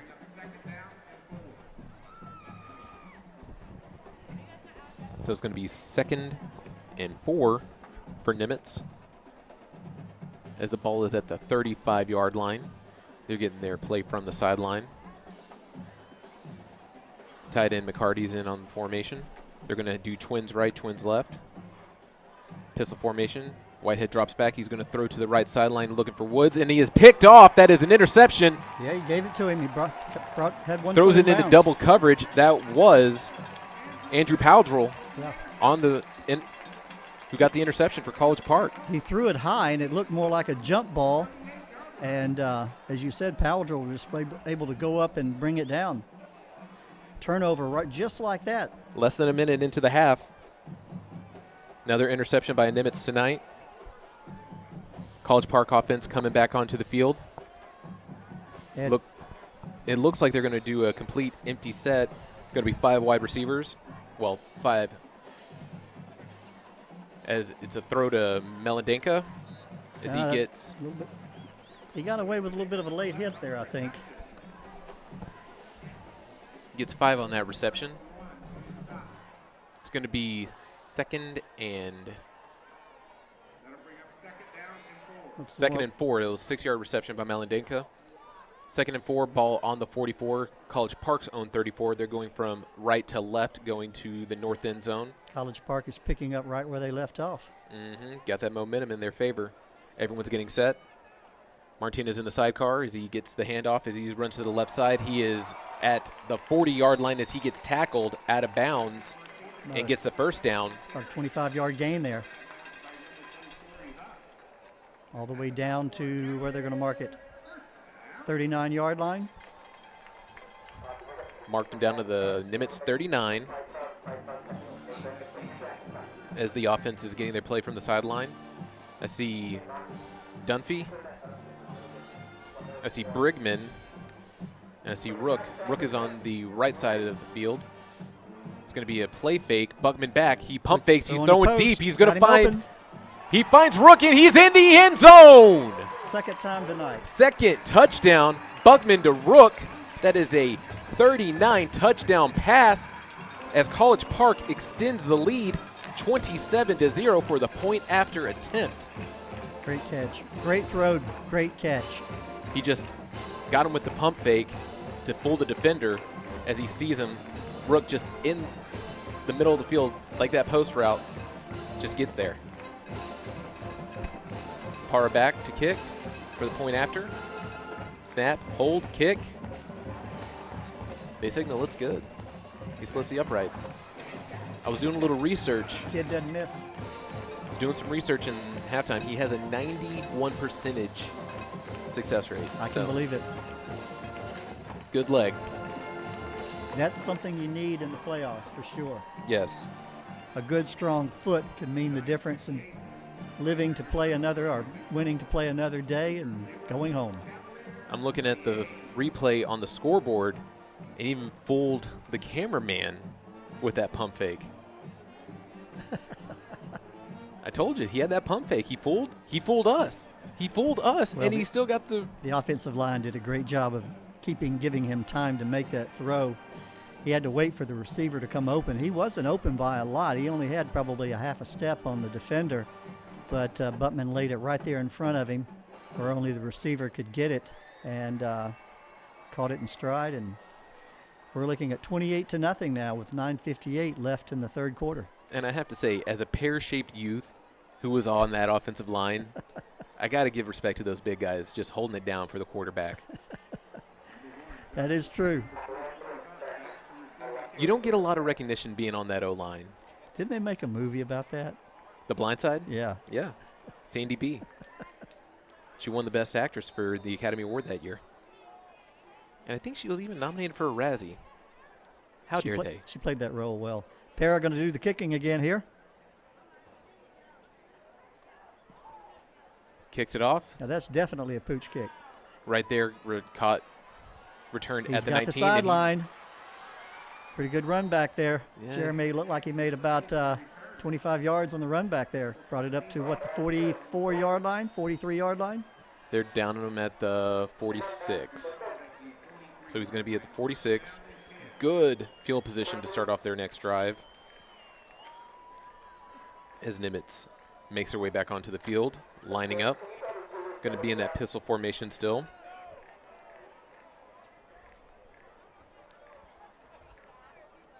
Shannon Jackson is in at wide receiver for them. They're going to hand it off to Sanders as he runs in between the tackles. He'll get a couple of hard-earned yards there. Again, that defensive line for College Park has had an excellent night so far. Edmondson, Hall. I wish we had a statistician who could keep these statistics for us. Well, I know that someone after tonight, they're going to go through this tape and they're going to give everyone their recognition. Unfortunately, we won't have the footage to do that ourselves. Whoever does this and gets us the stats, bravo to you. It's going to be another handoff to Sanders as he goes running to the left side and is downed back at the line of scrimmage. It's going to bring up third down for Nimitz. Jack Johnson on the tackle there slowed him up until he had some help to bring him down. Very short gain or almost no gain. So it's 3rd and 7. He only got a yard there. Still in Nimitz territory, trying to get back on the College Park side of things. College Park's defense doing an exceptional job tonight, shutting down this offense. Whitehead throws intended for McCarty, incomplete. A little bit too much mustard on it there, Jackson, over his head. Would you say it's spicy or French's yellow? Just too much. Just too much? There's never too much mustard. Not on my brats. So it's going to be 4th down. They're going to be bringing out the punt team. As Nimitz is getting lined up. High snap. Kicks Dunphy it. and Golden back to receive. And that's Richardson on the kick, on the punt. Fair catch made at the 25-yard line.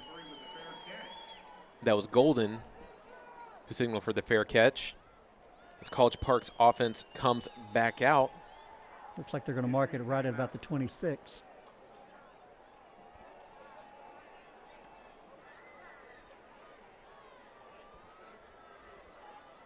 And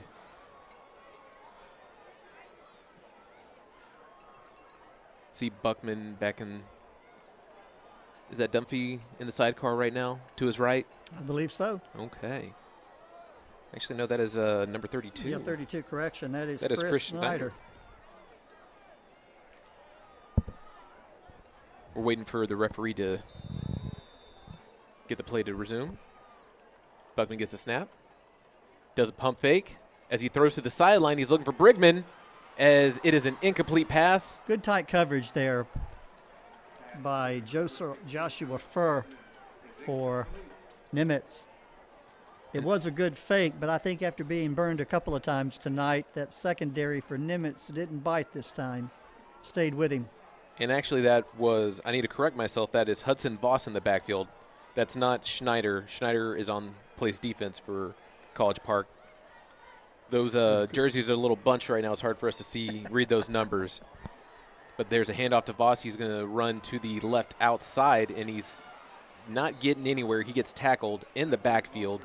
It's going to bring up 3rd down for the Cavaliers. Looks like he lost a yard. He did lose a yard on that carry, so it's going to bring up 3rd and 11 with 8 minutes left in the third. Ball on the 24. Cavaliers moving from right to left. Waiting and calling out the play. Haven't seen any major adjustments by either team tonight. Martinez still in the backfield. Buckman drops back. Pocket collapses as he finds a man. Great catch there. Great catch. That was Dunphy on the reception. Went up in the air, brought it down. Good hands. Gets the first down. Excellent hands on the ball. Caught it with his hands. A lot of times you see players, especially at this level, want to try to cup the ball in their body, catch it with their body. He went up and grabbed it with his hands, brought it down cleanly. 27-yard reception by Dunphy as they get back in Nimitz territory. It's going to be 1st and 10. Ball on the 49. 7:15 left in the game. Buckman drops back, finds Brigman as he gets a little bubble screen as he's still fighting for extra yardage, and he gets tackled right at the 36-yard line. Yeah, about 15-yard gain on that, Jackson. They're going a little fast pace right here, getting a little momentum going.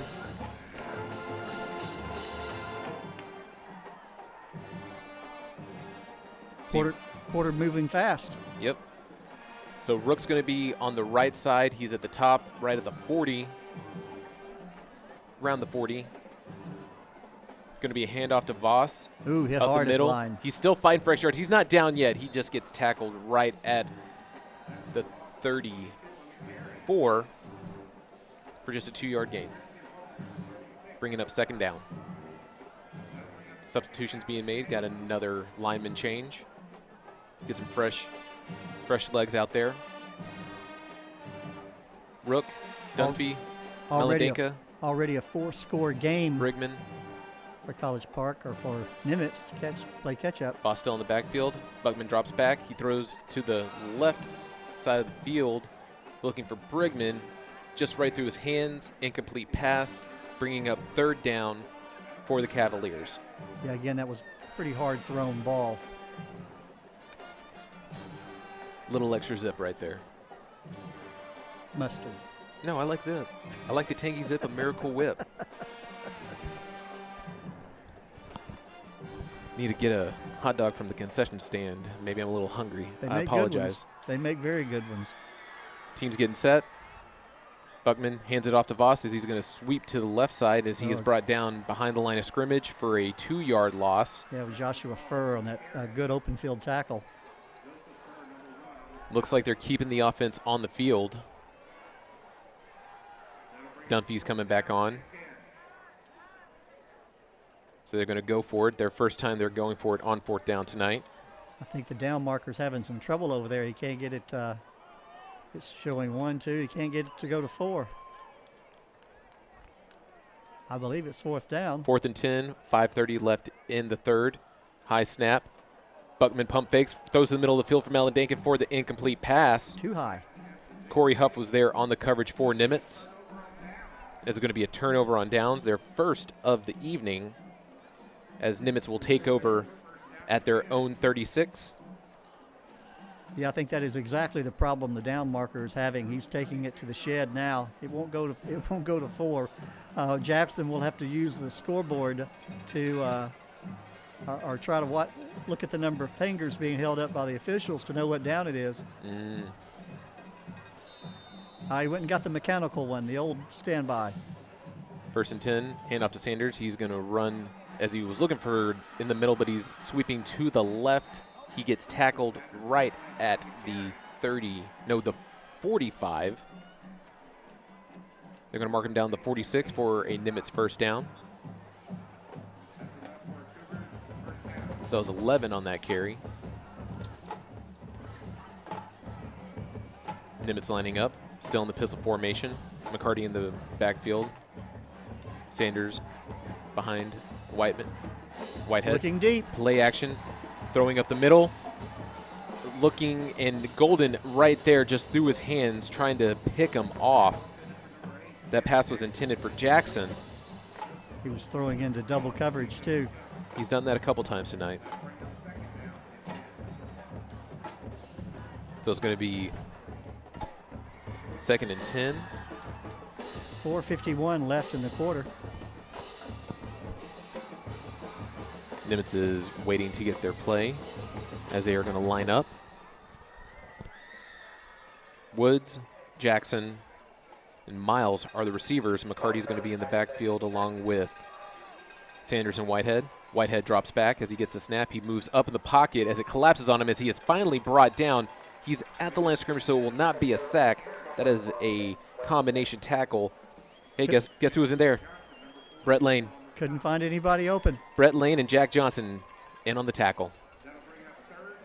Haven't heard much about Lane this half, but there he is. He's still short. We haven't been in the half very long. So it's going to be 3rd and 9. Ball at the 47. They're closing in on College Park territory. Whitehead in the pistol. Drops back. Looking to throw. He's looking. Pocket collapses. He rolls right. He finds McCarty and is brought down out of bounds short of the first down. Yeah. He's just a yard shy of that first down. Yeah, it looks like it may be a couple of yards shy. Decision time for Nimitz, and of course they're going to keep their offense on there. Trailing 28-0, it's pretty obvious they're going to keep their offense on the field. Yes. They haven't really. They've only punt once tonight, twice. They've only punt twice tonight, and it was only when they were in their own territory. They are back in College Park territory. It's win or go home. Yeah. So they're going to go for it. See if College Park's defense can put another stop for another turnover on downs.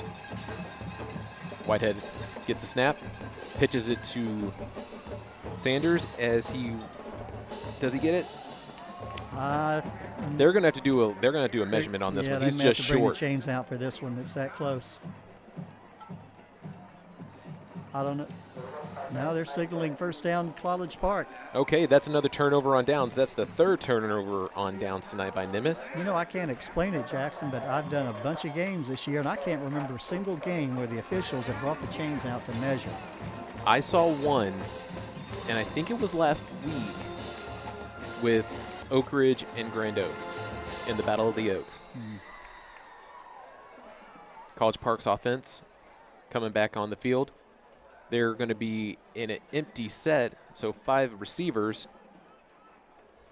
As Dunphy goes in motion, it's going to be trips left, twins right, drop back, swing pass to the left to Dunphy as he does a spin move, trying to break a tackle. He's going to lose a bunch on that one.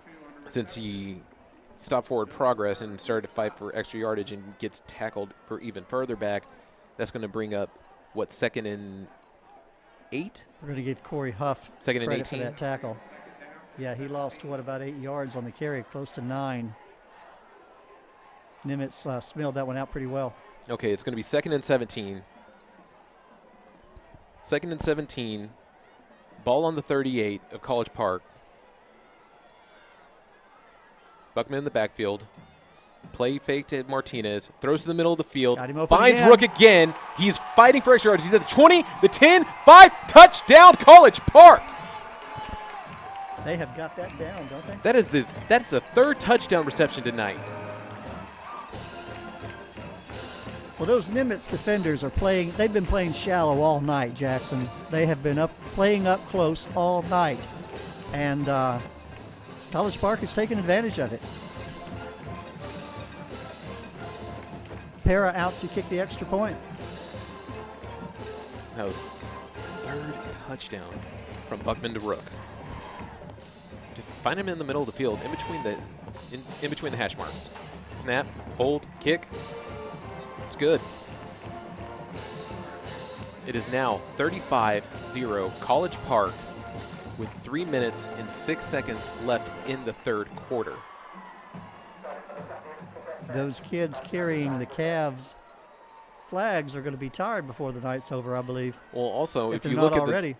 On the sideline. Because they do 100 yards every time on every score, right? Yep. And also the cheerleaders are actually do push-ups for every single score. So I don't know if they're actually going to do 35 right now or if they're just going to do another 7. But they have been doing that tonight. I think they'll be like, no, it's okay. I think we're good. We're good. Or count by 2, huh? My arms are sore. My arms are sore today. Or count by 5. Mm-hmm. The kicking team coming back at the 40. Looks like Nimitz has Joshua Furr and Armand Green back to receive. But usually Parr's been kicking to the 20 even though they're back at the 5. Correction, I think that's Corey Huff back to receive for Nimitz. And they've been kicking it to Jackson. I believe he's the one who's still been getting it. He's on the left side of the field. Those pooch kicks, yeah, that's a good. They're definitely trying to keep the ball away from those speedy running backs that are back deep. They haven't kicked the ball to a deep receiver all night. So Jackson gets the return, and he's still up, and he is good, brought down. He's tackled at the 30.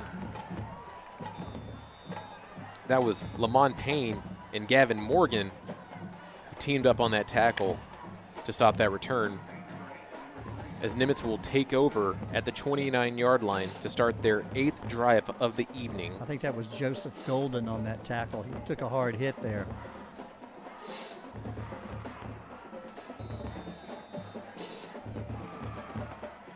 Offense is lining up for Nimitz.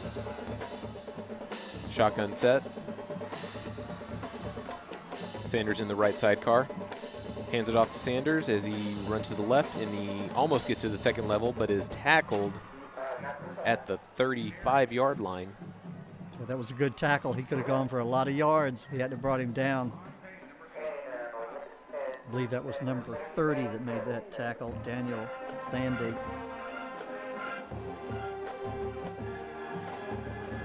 It's going to be 2nd and 4, 2:30 left in the third quarter. Nimitz lining up. Whitehead in the pistol. Sanders behind him. Twins left. He's looking to the left side. Throws short. Pass intended for Shannon Jackson. Incomplete. 3rd down for Nimitz. Mason Moore on the defense there, playing that corner. Yeah, the ball was basically in the dirt. Or the turf. Just a little low on that throw. They're going to go 5 wide. Whitehead in the backfield. Drops back. And we have a whistle and a flag. Flag on the play. False start on the offense. 43, that was McCarty. He was not set.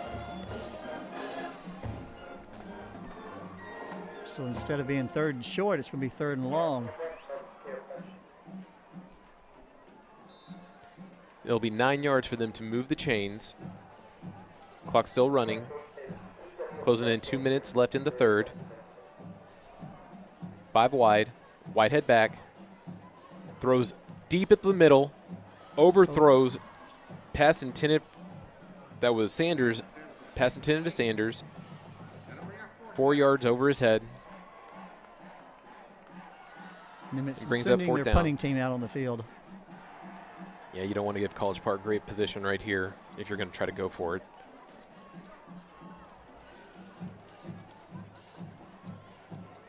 I think that's Golden back to return.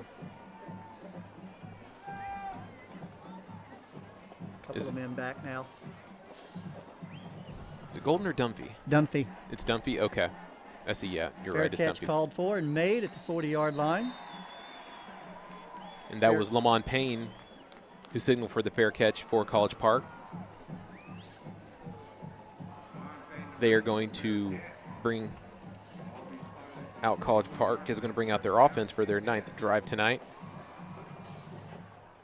And with only 1:51 left in the third quarter, I'm sure they're in a 35-0 lead. I'm sure College Park will work on that clock. Trying to get some fan interaction in the stands right now as they're doing the flex cam here at the stadium as College Park is getting set. Handoff to Martinez. He'll get a as couple. he runs left. Bring it out. Looks like they're going to mark him at about the 43-yard line. So it's going to be second and Number 33 on the stop. 2nd and 44. 7. We'll call it the 44. Yep, they're at the 44. Second down and 7. Clock running now with 1:25 left. Still waiting to get the play from coach. Rook, Dunphy, and Brigman are the receivers. Martinez, running back. Malandega tight end. Play fake. Looking deep Buckman again. throwing deep. He's looking for Brigman. Throws into double coverage just right through his hands. What didn't see it coming. It arrived. It was right through his arms, and he didn't catch it and really see the ball in time. Had double coverage on him at the time. He had coverage beat. It was just right there. Good toss. So close.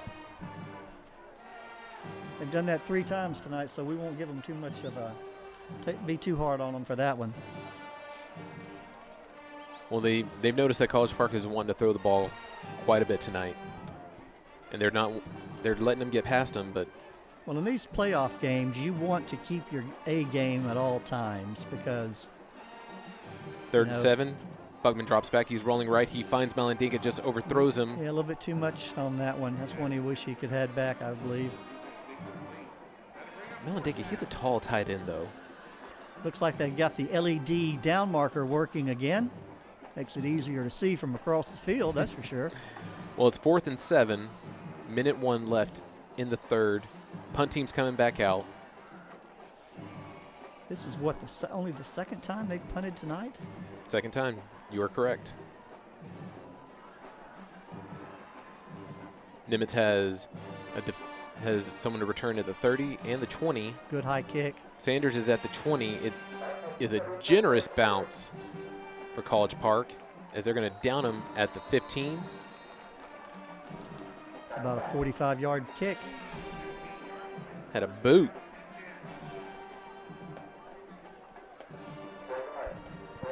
College Park has a strong kicking team, top to bottom. Field goals, extra points, punts.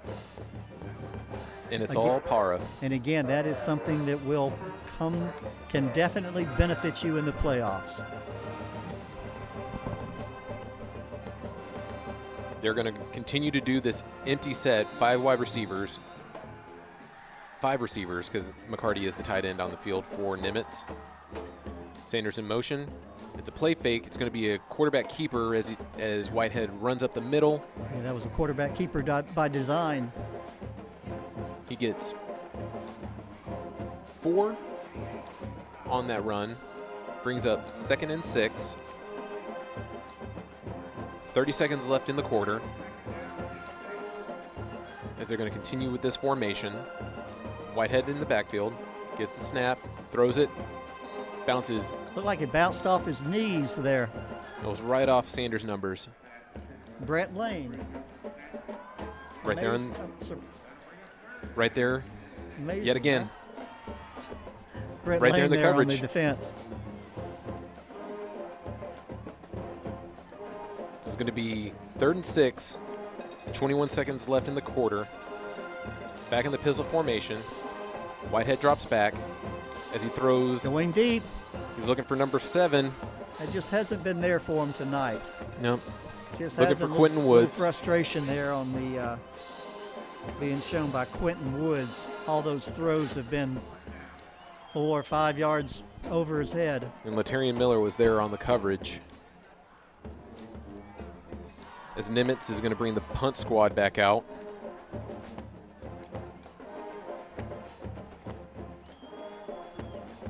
So all this half, 3 punts, 1 turnover on downs. Dunphy back to receive. Might get a pretty good run back out of this one. We'll see. Standing about on his own 50-yard line. End over end punt. He signaled a fair catch but couldn't field it. And it's not going to get into College Park's territory, so it stays with Nimitz. With Good field position for College Park. And 2 seconds left in the quarter. Haven't yet get out of the third quarter. College Park 35, Nimitz 0. You know, I have to give, there's been a good crowd from Nimitz over there tonight. Jackson, they brought their band, they brought their drill team. Good crowd. Appreciate those folks coming up for the game tonight. 1st and 10. Buckman gets the handoff over to Martinez again as he runs up the middle, and he's in the second level. He's at the 20. He's at the 15. He's at the 10, the 5. Pay dirt. Touchdown, College Park. Outstanding run there. He made it into the secondary, broke a couple of tackles, and the rest was history. Martinez with the 43-yard run. Good, strong run. Found the hole. Got through the second level. Pay dirt. I'm sure at this point, trailing 41-0, the Nimitz players are playing for pride right now. Parra in the field goal team. Out, snap, hold, kick. Blocked, wasn't it? No. No, it's good. It's good. It's good. It was close to being blocked. Furr has been so close every single point after. He was awfully close. I looked and I did not see the ball go through or come up, so I thought maybe he had gotten there. That kid is quick, but that finally concludes the third quarter. College Park leads 42-0 here in this first week by district playoff game. Good night for College Park. And I've been watching those guys carrying the Cavs flags, and they're going a little bit slower every time, Jackson. They were pretty much at the first score, they were running hard and fast, and now they're kind of in a trot. Well, I'm kind of curious how many points in a game College Park has scored so far this season. And I'm going to do a little bit of research as the kicking team comes out. So, David, take over for a second for me, please. I will. I believe those are actually the College Park. I believe that's their Army ROTC kids who are carrying those flags. And if I'm not mistaken, ROTC kids, they will earn a stripe by going through ROTC in high school, which will, of course, put them ahead when they go to basic training. So far, I've noticed that College Park did beat Conroe 48-14 back in week 9. So they're not that far from passing that. And beating that record? Yes. All right, fielded at about the 18-yard line. He's up to the 25, 30, and down around the 32-yard line. Pretty good run back there by number 32, Daquan Jones for Nimitz. That's where they'll take over, trailing 42-0, just inside the fourth quarter. 11:55 left in the fourth quarter. Been a long night for Nimitz. Got to give those kids credit. At this point, they know their season is probably over, but they're still out there trying, giving it their all. Yes. 1st and 10 at 32. Nimitz lining back up. They're going to call their first timeout of the half. Guess they didn't get the right play before the clock was down to 0. The play clock, that is. Now, Jackson, I think you and Jeremy have another game to call tomorrow night, and I think it's going to be right here at Wood Forest. Am I correct? That is correct. It's going to be the Woodlands versus Spring, the Spring Lions, and Jeremy's going to be taking lead on that one. I'm going to be the color guy, which you're doing for me tonight.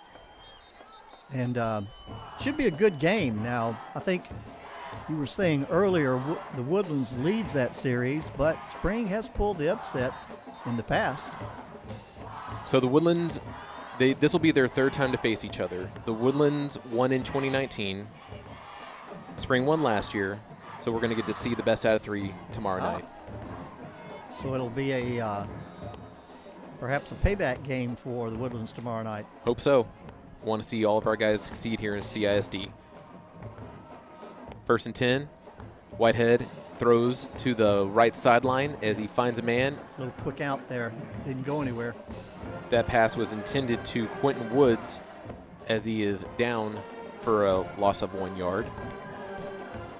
Yeah, the College Park band is kicked up now for sure. They will probably play continually for the rest of the quarter. They really have a great band, College Park. All the Conroe ISD high schools have great bands. 2nd and 11, 11:20 left. It's a play fake. No, it's actually a run by Sanders up the middle as he gets the first down as they stop forward progress. Good hard run. He ran that at ball the 43. He ran that ball as if it was the first play of the game. Yep.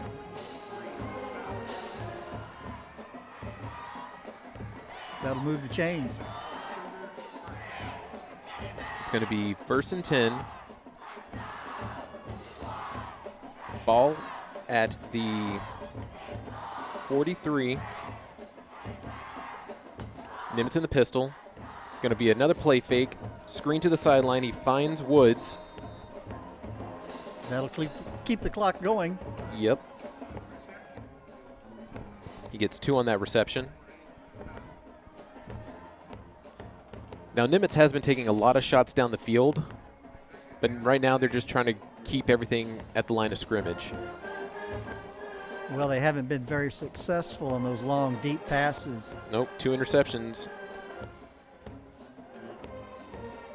Unlike College Park, who's hit several of them, Nimitz has still been trying to get to connect on those deep passes. Swing pass to Sanders.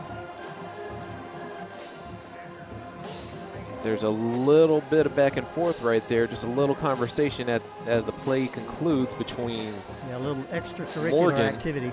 That was Morgan and Sanders after the tackle. It's going to be third and 9. Official's going to give them a little chat. Ball at the 44. 9 minutes, 37 seconds currently left in the game. Nimitz lining up, back in the pistol. Whitehead gets a snap. And False we got a start flag by the offense. They'll bring him back another 5, so it'll be 3rd and 14. Stops the clock.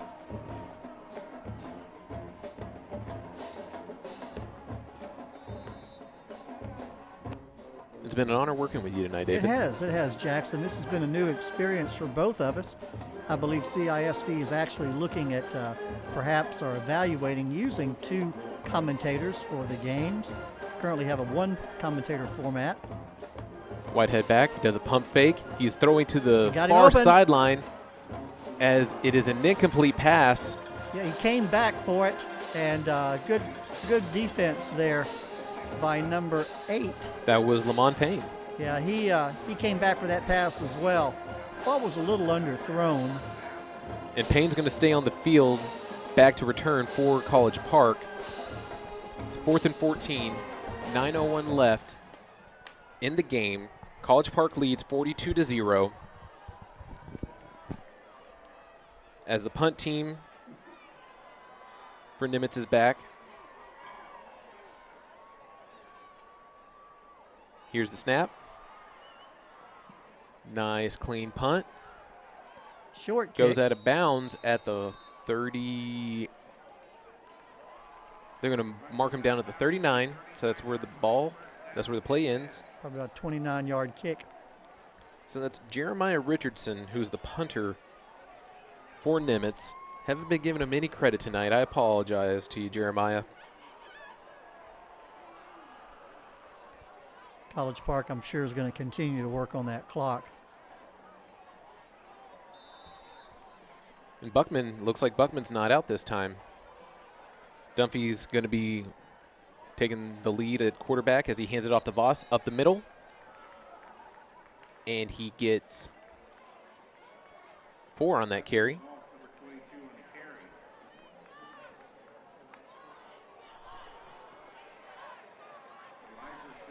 They're gonna continue to keep Dunphy on the field. So I guess Buckman's night may be done. Give him some rest. The man's done really well tonight, who has contributed to all the scores. 3 touchdown passes. Another handoff to Dunphy. Actually, Dunphy hands it off to Voss as he gets the first down. Yeah, he'll get it up to about the 45-yard line of Nimitz. That'll move the chains. As he's back into, as the College Park Cavaliers are back into Nimitz territory. 7:56 and counting left in the game.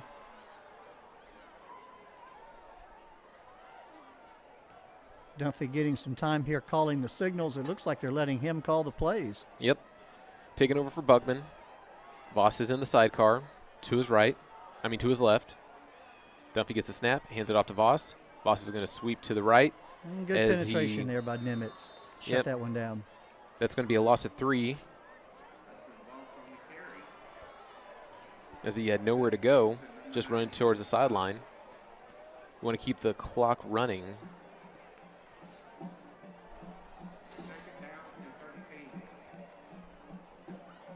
Might need to check our rosters. I think Buckman is a senior. He is. And what about Dunphy? Dunphy's a junior. Ah, there you go. No, Dunphy's a sophomore. They're giving him some experience there. Yep. Another handoff to Voss as he runs up the middle, gets back to... Or some signal calling experience, I should say. That was only 1 yard on that carry, where it's going to bring up 3rd and 12. Ball on the 48. I'm seeing a lot of the second string guys out there to play. You don't have your normal starting rotation for the Cavaliers. They're in no hurry, that's for sure. Jesse Cochran's going to be now the running back for College Park. Dunphy gets a snap, hands off to Cochran, runs up the gut, gets almost the first down. He's going to be short by about a yard or 2. Just 3 shy. Looks like College Park's going to keep the offense on the field as they make some more substitutions. Aiden Crow's out as wide receiver, as is Christian Foreman. Cochran's still going to be on the field. Need to watch that 25-second clock. It's down to 14, and they still look like they're trying to get the play on the field. And Granton Rigney.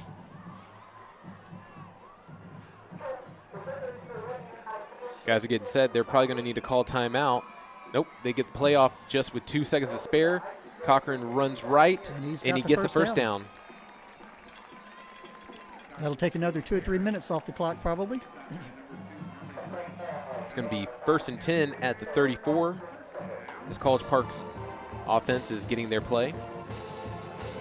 Again, you got to give credit to those Nimitz players. They're still out there. Down 42-0, but they're still in the field, giving it their all, playing defense, trying to keep College Park out of the end zone. Get a little movement. Another handoff to Cochran. He's going to run just right outside the left of the tackles. As gets 2. Nope, they give him 3. Down to 4:40 left in the game. See Aiden Crow out there. They're trying to get a little bit of play calling going on.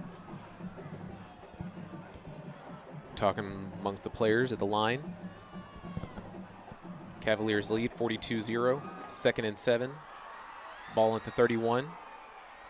They're going to let the play clock wind down. Gets down to 7. Oh, hit hard right there as in the back. Cochran tries to good open field tackle. Cochran looking to get the draw play up the middle and gets brought down. That was Christian Carter on that tackle. That's a loss of 1 for College Park. It's 3rd and actually there's a 2-yard loss, so it's 3rd and 9. Ball at the 33. Right at 3:45 left here in the game. As College Park's lining up. Dunphy still at quarterback. Cochran still at running back. Actually, I think they brought Voss in. Another handoff, running to the right side. I believe that'll be a no gain on that one. No, it was still Cochran. Cochran was still in. It looks like they're going to. It's going to be 4th and 10. 4th and 10. So we're now closing in on 3 minutes left in the game. They've yet to try to kick this far back. I think they're just going to keep the offense on the field. Yeah, that'd be about a 44-yard field goal. Although, truthfully, I wonder if Parra could make it, or have to think he could. Kid's got a foot on him. He does. Dunphy in the shotgun set, hands it off to Cochran, runs back up the middle, finally gets tackled by 2 Nimitz players, and it is a turnover on downs. Yeah, we'll give on that 3-yard carry. Ellis credit on that one. Good hard hit.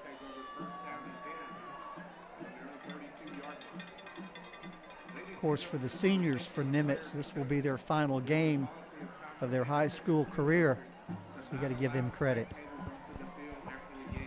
Just want to congratulate them on a hard-fought season since they did make the postseason. Yes. Well, these teams all year, I mean, it's all about making the playoffs. Got to make the playoffs. Got to make the playoffs. You want to make the playoffs. And stay in them as long as you can. Mm-hmm. Couple of substitutions there for Nimitz. Giving everybody a chance to play. Whitehead back in the pistol. It's going to be 1st and 10. Ball on Nimitz's 32. Whitehead drops back, throws up the middle of the field as he had a pass intended for number 16, Jeremiah Richardson. Gavin Morgan there on the, looked like he got there perfect timing. Right when the ball arrived, he grabbed the receiver's arms, pulled him back, and made the incompletion. Tight coverage right there. Perfectly timed. So it's going to be 2nd and 10. Ball still at the 32. Nimitz is 32. They're moving from right to left, going to the north end zone, still in the pistol. Quick slant, actually a quick pass intended for Brandon Miles and complete. Yeah, I think that was a little bit of a miscommunication there between the quarterback and the receiver.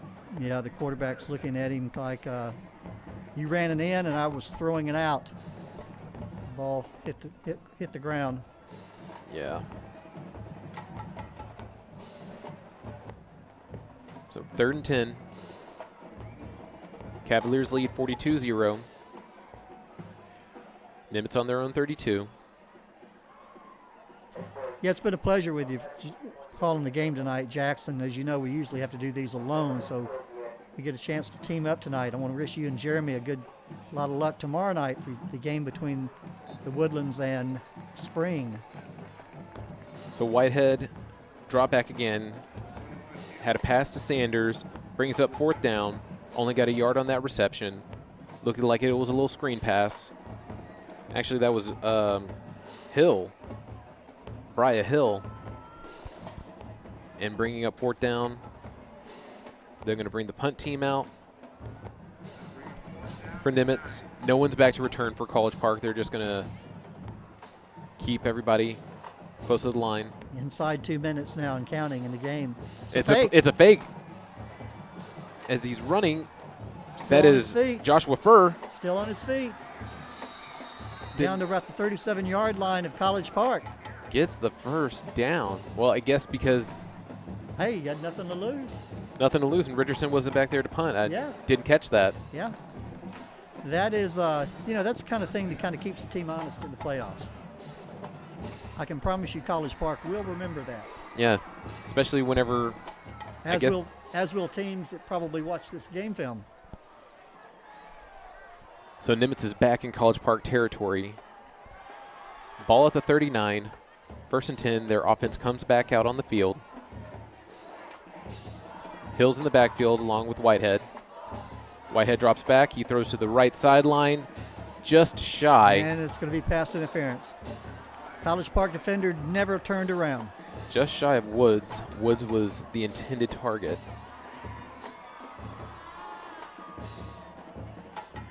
That should give Nimitz the ball down around the 25-yard line. It was Journey Booker, the defensive back for College Park.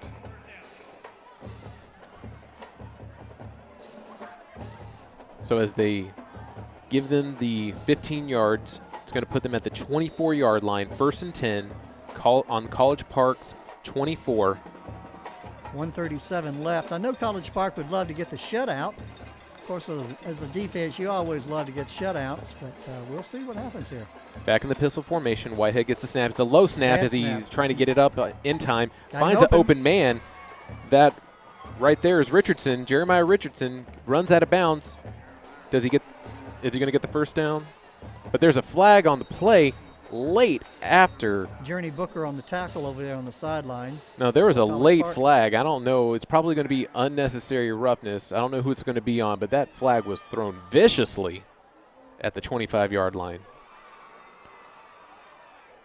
Referee's got a cannon. Probably an unsportsmanlike conduct. We'll see.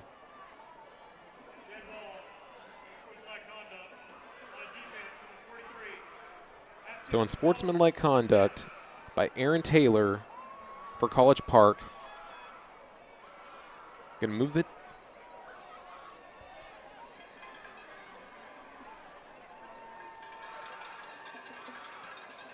Into the red zone.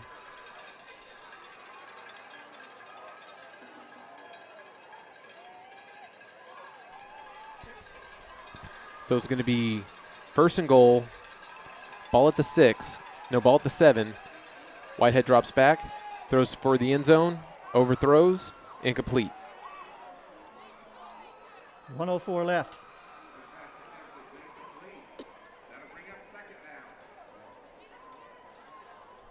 So it's a goal line stand right here for the Cavalier defense.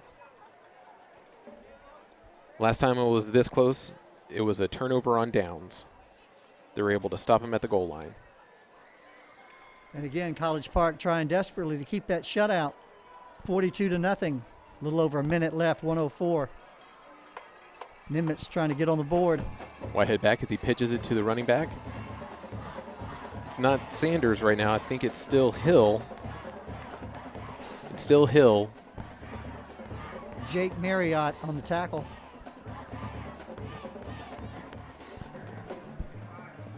It's going to be third and 6. Ball at the 6. Clock winding down as we're closing in on 30 seconds left in the game. 3rd and goal. Back in the pistol formation. Whitehead gets a snap. He throws the goal line fade. Incomplete. Overshot him. Pass intended to Quentin Woods. That'll leave 20 seconds on the clock. And 4th down for Nimitz. So it comes down to this, 4th and goal. They've got to put the ball in the end zone or turn it over or hope for a penalty.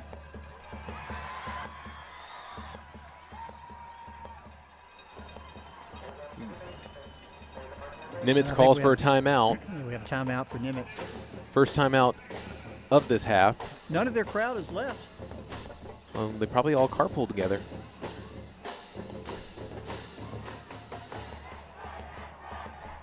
See a lot of the family members close to the guardrails, just want to support their team.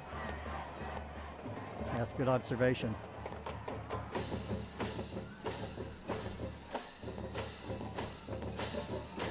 There's 20 seconds left in the game.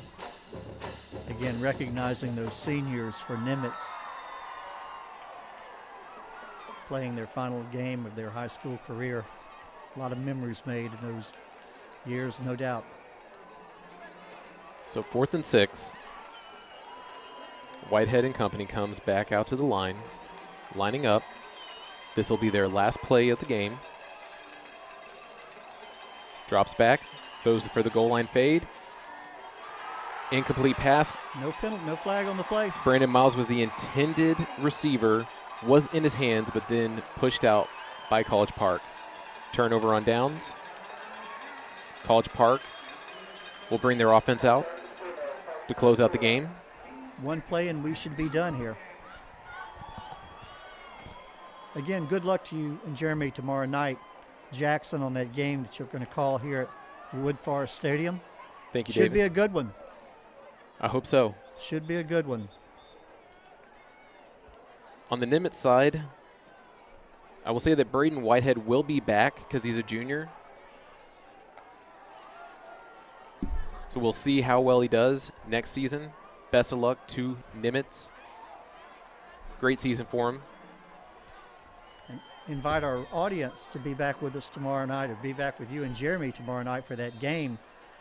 Line up in the victory formation. They take the knee. The clock is going to wind down, and College Park finally gets their first playoff victory. And there goes the water chest over the coach. Congratulations to College Park and the Cavaliers, winning 42-0, getting their first playoff win, and going into their next round of the playoffs. And the players greeting each other at 50-yard line. You always love to see that. Good sportsmanship by both sides. Absolutely. Absolutely.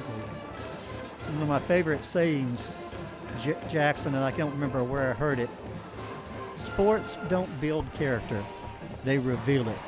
And truthfully, I think it's a little bit of both, actually, but there's a lot of character that you can demonstrate on the ball field, baseball field, soccer field, whatever.